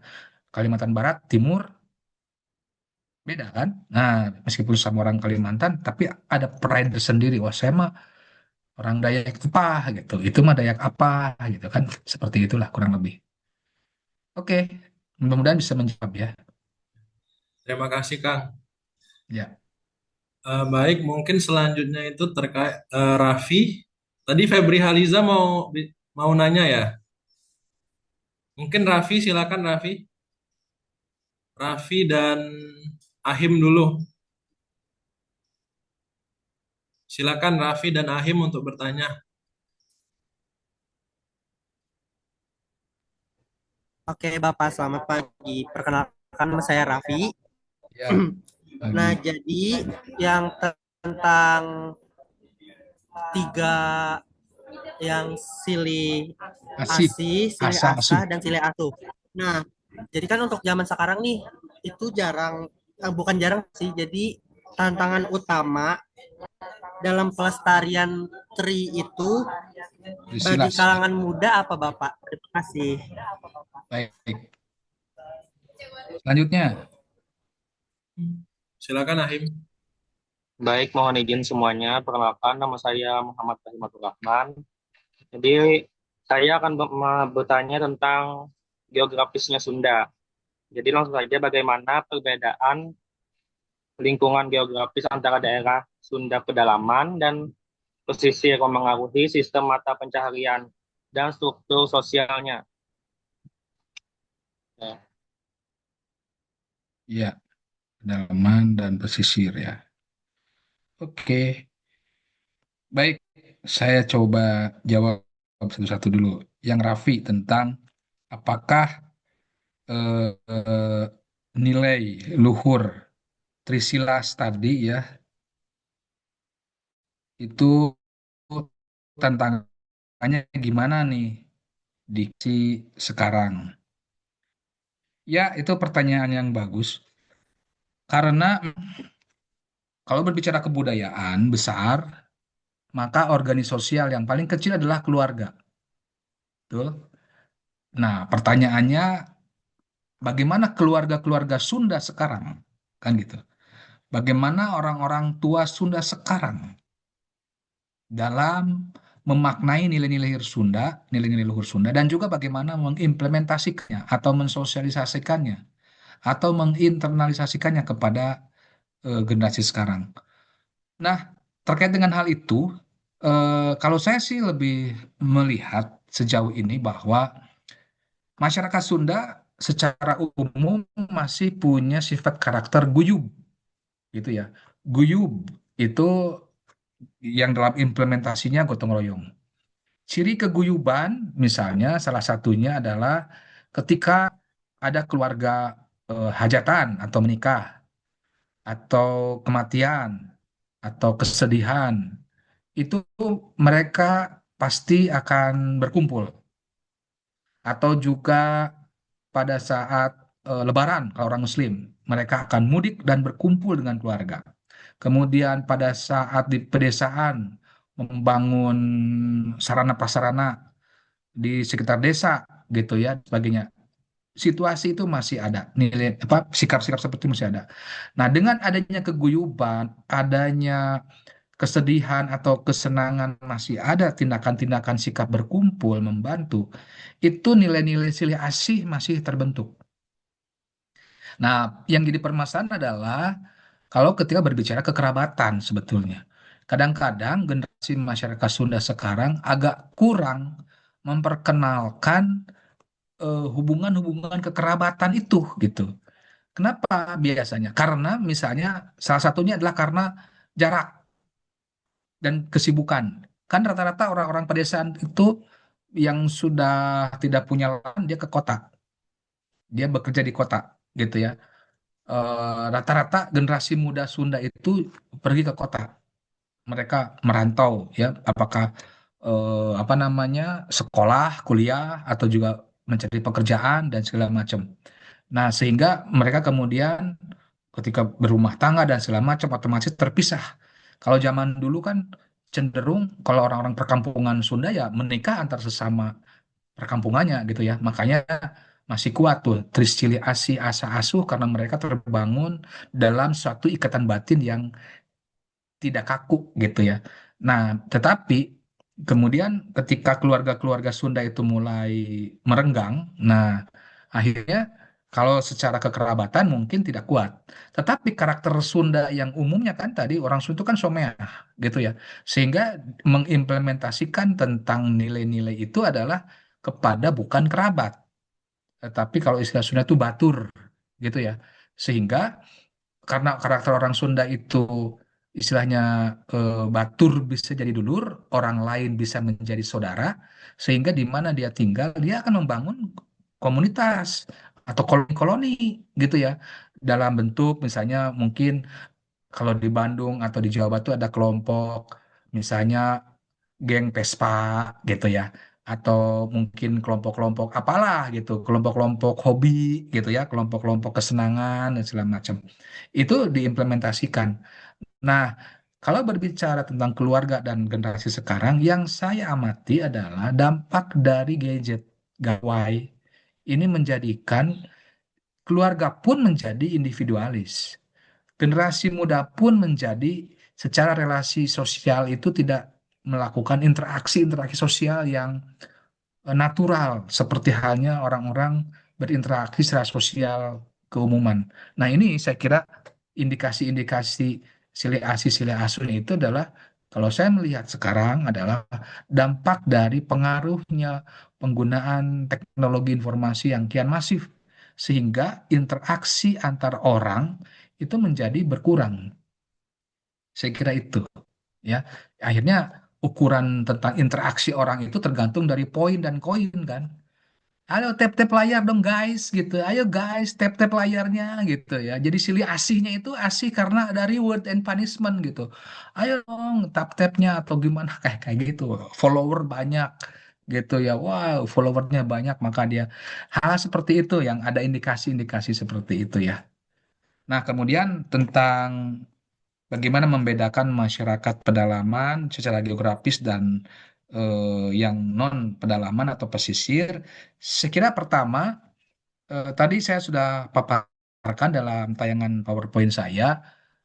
Di Sunda itu memang ada masyarakat pesisir ya, seperti Indramayu, Cirebon, Pangandaran, gitu.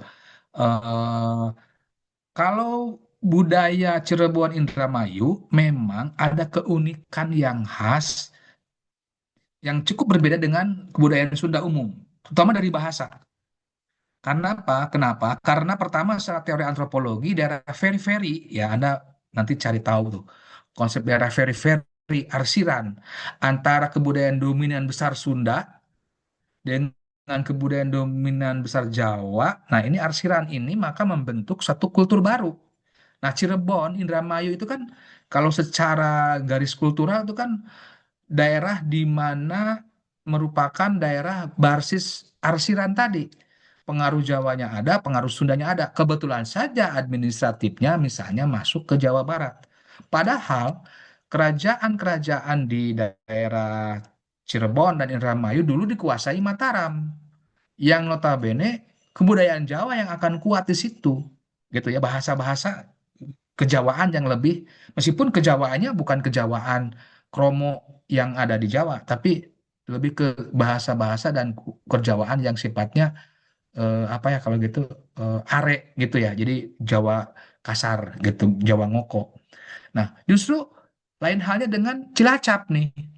Cilacap itu atau Brebes ada masuk administratif wilayah Jawa Tengah, tetapi kultur Sundanya lebih kuat. Makanya tempat-tempat katanya nih, tempat-tempat yang masuk wilayah Tatar Sunda biasanya dicirikan dengan nama Ci. Cilacap, Ciberem, Cipari, Cianjur, mana lagi? Cilimus, Cigugur, Ci. Kenapa Ci itu dari kata cai? Eh, itu mengacu pada nama sungai, gitu ya. Jadi tempat-tempat di daerah Tatar Sunda kenapa namanya Ci itu menunjukkan kesuburan. Ci gugur Ci itu dari cai, gitu ya. Seperti Cikopi. Nah, Cikopi itu cai kopi, gitu. Cai kopi, Cikopi. Maaf nih misalnya Cikiih gitu kan. Cikiih itu air kencing gitu ya. Cikiih gitu. Atau apa lagi dari bahasa Ci ya. Tapi ada juga yang memaknai Ci itu katanya cahaya. Ada seperti itu. Seperti mungkin Tai Chi Master gitu ya. Ci itu kan energi dalam kita. Nah, itu satu pembedaan antara pesisir dengan yang nasik. Jadi secara budaya di daerah pesisir biasanya pengaruh kebudayaan Jawa cukup kental gitu ya karena dulu secara sejarah katanya ketika kerajaan Sunda Galuh atau Pajajaran ini terdesak oleh pengaruh kerajaan serangan kerajaan-kerajaan Islam mereka itu kemudian berlari ke pedalaman dulu yang namanya Jakarta atau Batavia itu kan Sunda Kelapa pelabuhannya kerajaan Pajajaran namanya juga Sunda Kelapa sekarang aja berubah menjadi Tanjung Priok dulu namanya Sunda Kalapa itu. Anda bisa cari sejarah.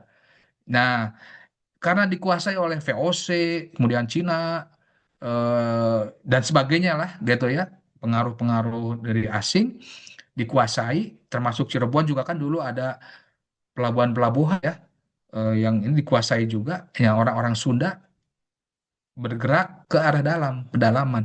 Nah, sehingga kalau melihat sisi kebudayaan Sunda yang agak arkaik gitu ya, agak genuine, saya mengatakan agak karena saya takut terjebak kalau antropolog tuh nggak boleh menjustifikasi ini genuine dan tidak genuine ya. Tapi yang lebih ini adalah ya ke pedalaman, ke Baduy, ke kampung Kasepuhan adat.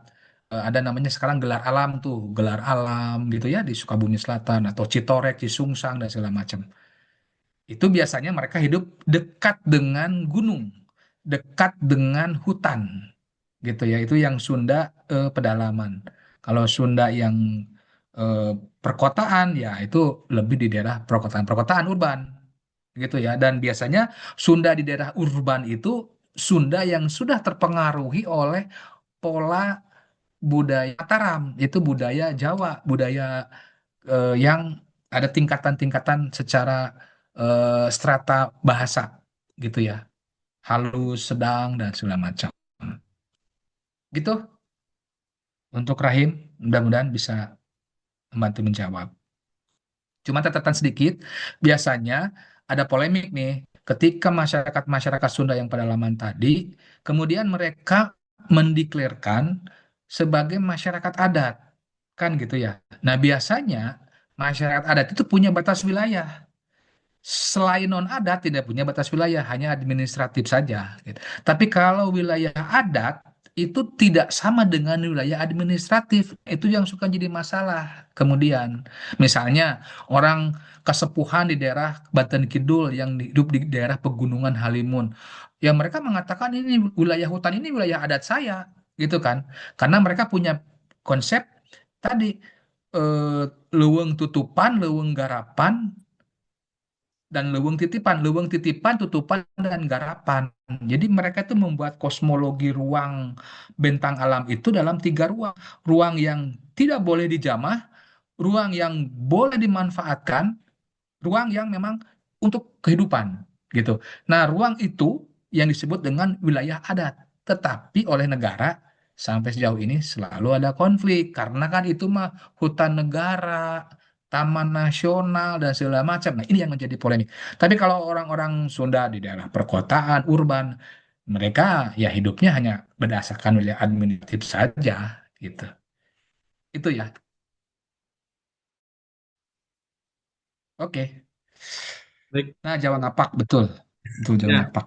Itu saya ingat, Kang, di daerah Brebes itu kan mereka Jawa tapi ada campuran-campuran Sunda dan juga Iya, dikenal betul. dengan istilah Jawa ngapak kadang gitu. Betul, betul. Daerah Arsiran itu tadi mungkin, Kang, ya. Betul, daerah Arsiran, Pak. Dan kalau melihat pada sejarah, mungkin itu dulunya bahkan ini Pak, ada di daerah Lasem atau daerah Jalawastu ya, bisa dicari di Google, Jalawastu. Itu dipercaya itu adalah orang Baduy di timur, Pak. Jadi orang Sunda Baduy di timur. Kan ada Baduy Baduy di barat yang sekarang Kanekes, tapi ada juga malah ada pandangan bahwa masyarakat Sunda itu yang paling tua bukan Baduy, tapi dari timur gitu loh. Itu ya kenapa? Tadi kan kalau yang ke arah pegunungan kan yang terdesak, Pak. Iya, iya. Setelah pengaruh kerajaan Islam itu kan mereka mendesak mereka jadi baru mereka di pegunungan tuh baru. Jadi kehidupan itu kan dulunya adalah di daerah bawah gitu, di daerah yang dekat dengan umum lah gitu, lautan, sungai gitu kan. Kan sungai nggak ada di gunung, sungai kan lebih ada di daerah bawah gitu. Menarik, Kak. Oke, Menarik untuk diperdalam iya lagi. iya Baik, terima iya kasih, iya. Kang Ira, untuk materi hari ini. Teman-teman kayaknya udah nggak ada ya Ya. yang mau bertanya atau masih ada? Silakan.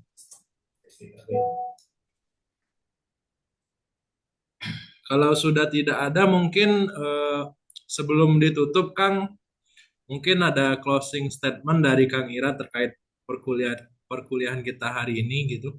Kepada Kang Ira mungkin bisa menyampaikan pesan-pesan untuk mahasiswa atau apapun itu closing statement gitu. Silakan Kang. Terima kasih. Saya kebetulan sejak saya jadi dosen ya, saya jadi dosen tuh 2003. Itu memegang mata kuliah dulu namanya Masyarakat dan Kebudayaan Indonesia gitu ya. Kemudian saya juga memegang mata kuliah terkait etnografi Sunda gitu ya. Nah, tadi yang dikatakan oleh teman kita tadi bahwa saya ada kekhawatiran generasi-generasi sekarang itu kurang memahami tentang kebudayaan bangsa sendiri gitu ya. Mudah-mudahan dengan mempelajari etnografi ini menjadi tools kita semua untuk memahami budaya bangsa kita, khususnya budaya lokal, lebih mudah gitu.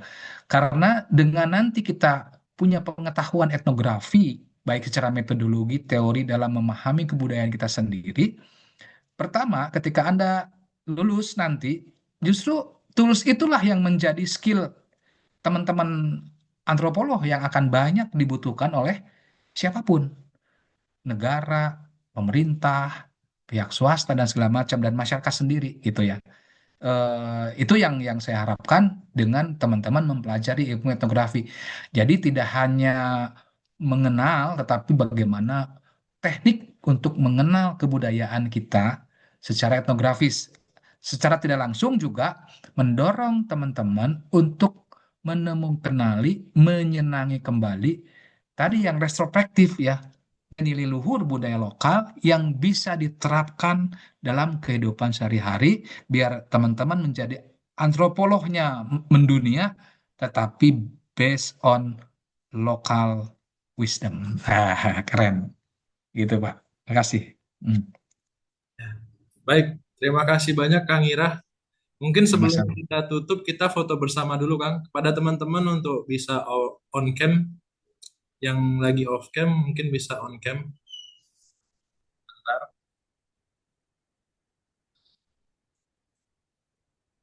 Baik, mungkin saya hitung ya.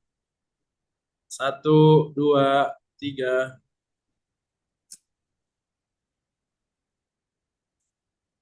Sekali lagi. Satu, dua, tiga. Oke.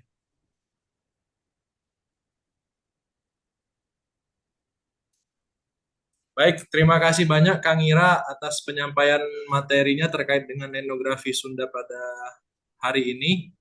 Sangat menambah ilmu pengetahuan baru ya tentang Sunda bagi kami orang-orang yang ada di Kalimantan gitu. Mungkin di lain kesempatan kita juga bisa berkolaborasi lagi Kang di beberapa mata kuliah ke depan ataupun mungkin nanti dari teman-teman Unpad juga ingin ingin kita memberikan tentang Kalimantan mungkin kalau seandainya waktunya memungkinkan kita juga bersedia gitu. Siap, dengan senang hati Pak Ferdi. Titip salam Hmm, juga untuk Terina nanti Kang. Nanti saya juga WA baik, sama beliau. Nanti baik. mungkin untuk materinya kami juga minta Kang. Baik, saya mohon izin Pak Ferdi, Ya, nomor Kang. kontak Bapak bisa dijapri di inbox dulu mungkin? Oh, oke, baik Kang. Atau saya di inbox untuk teman-teman barangkali ada yang membutuhkan saya ketik aja ya.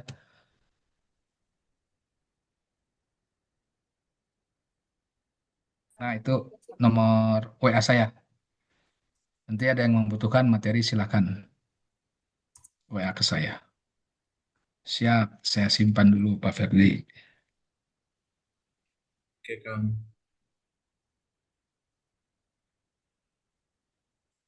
Mana sih? 85 37 822 283. Oke, siap. Pak Ferdi ngajar apa Pak? Itunya mata kuliahnya. Kalau kami kan masih baru ini Kang, masih Oh, baru ya mulai ya. satu semester dan saya pun jadi dosen di ULM juga baru masuk 3 bulan yang lalu. Oh, gitu. Ya, jadi ini Hebat, hebat, hebat, hebat. Ya, jadi ini kita masih permulaan dan mahasiswa teman-teman ini juga mahasiswa baru semua, Kang. 32 Weh, orang. selamat.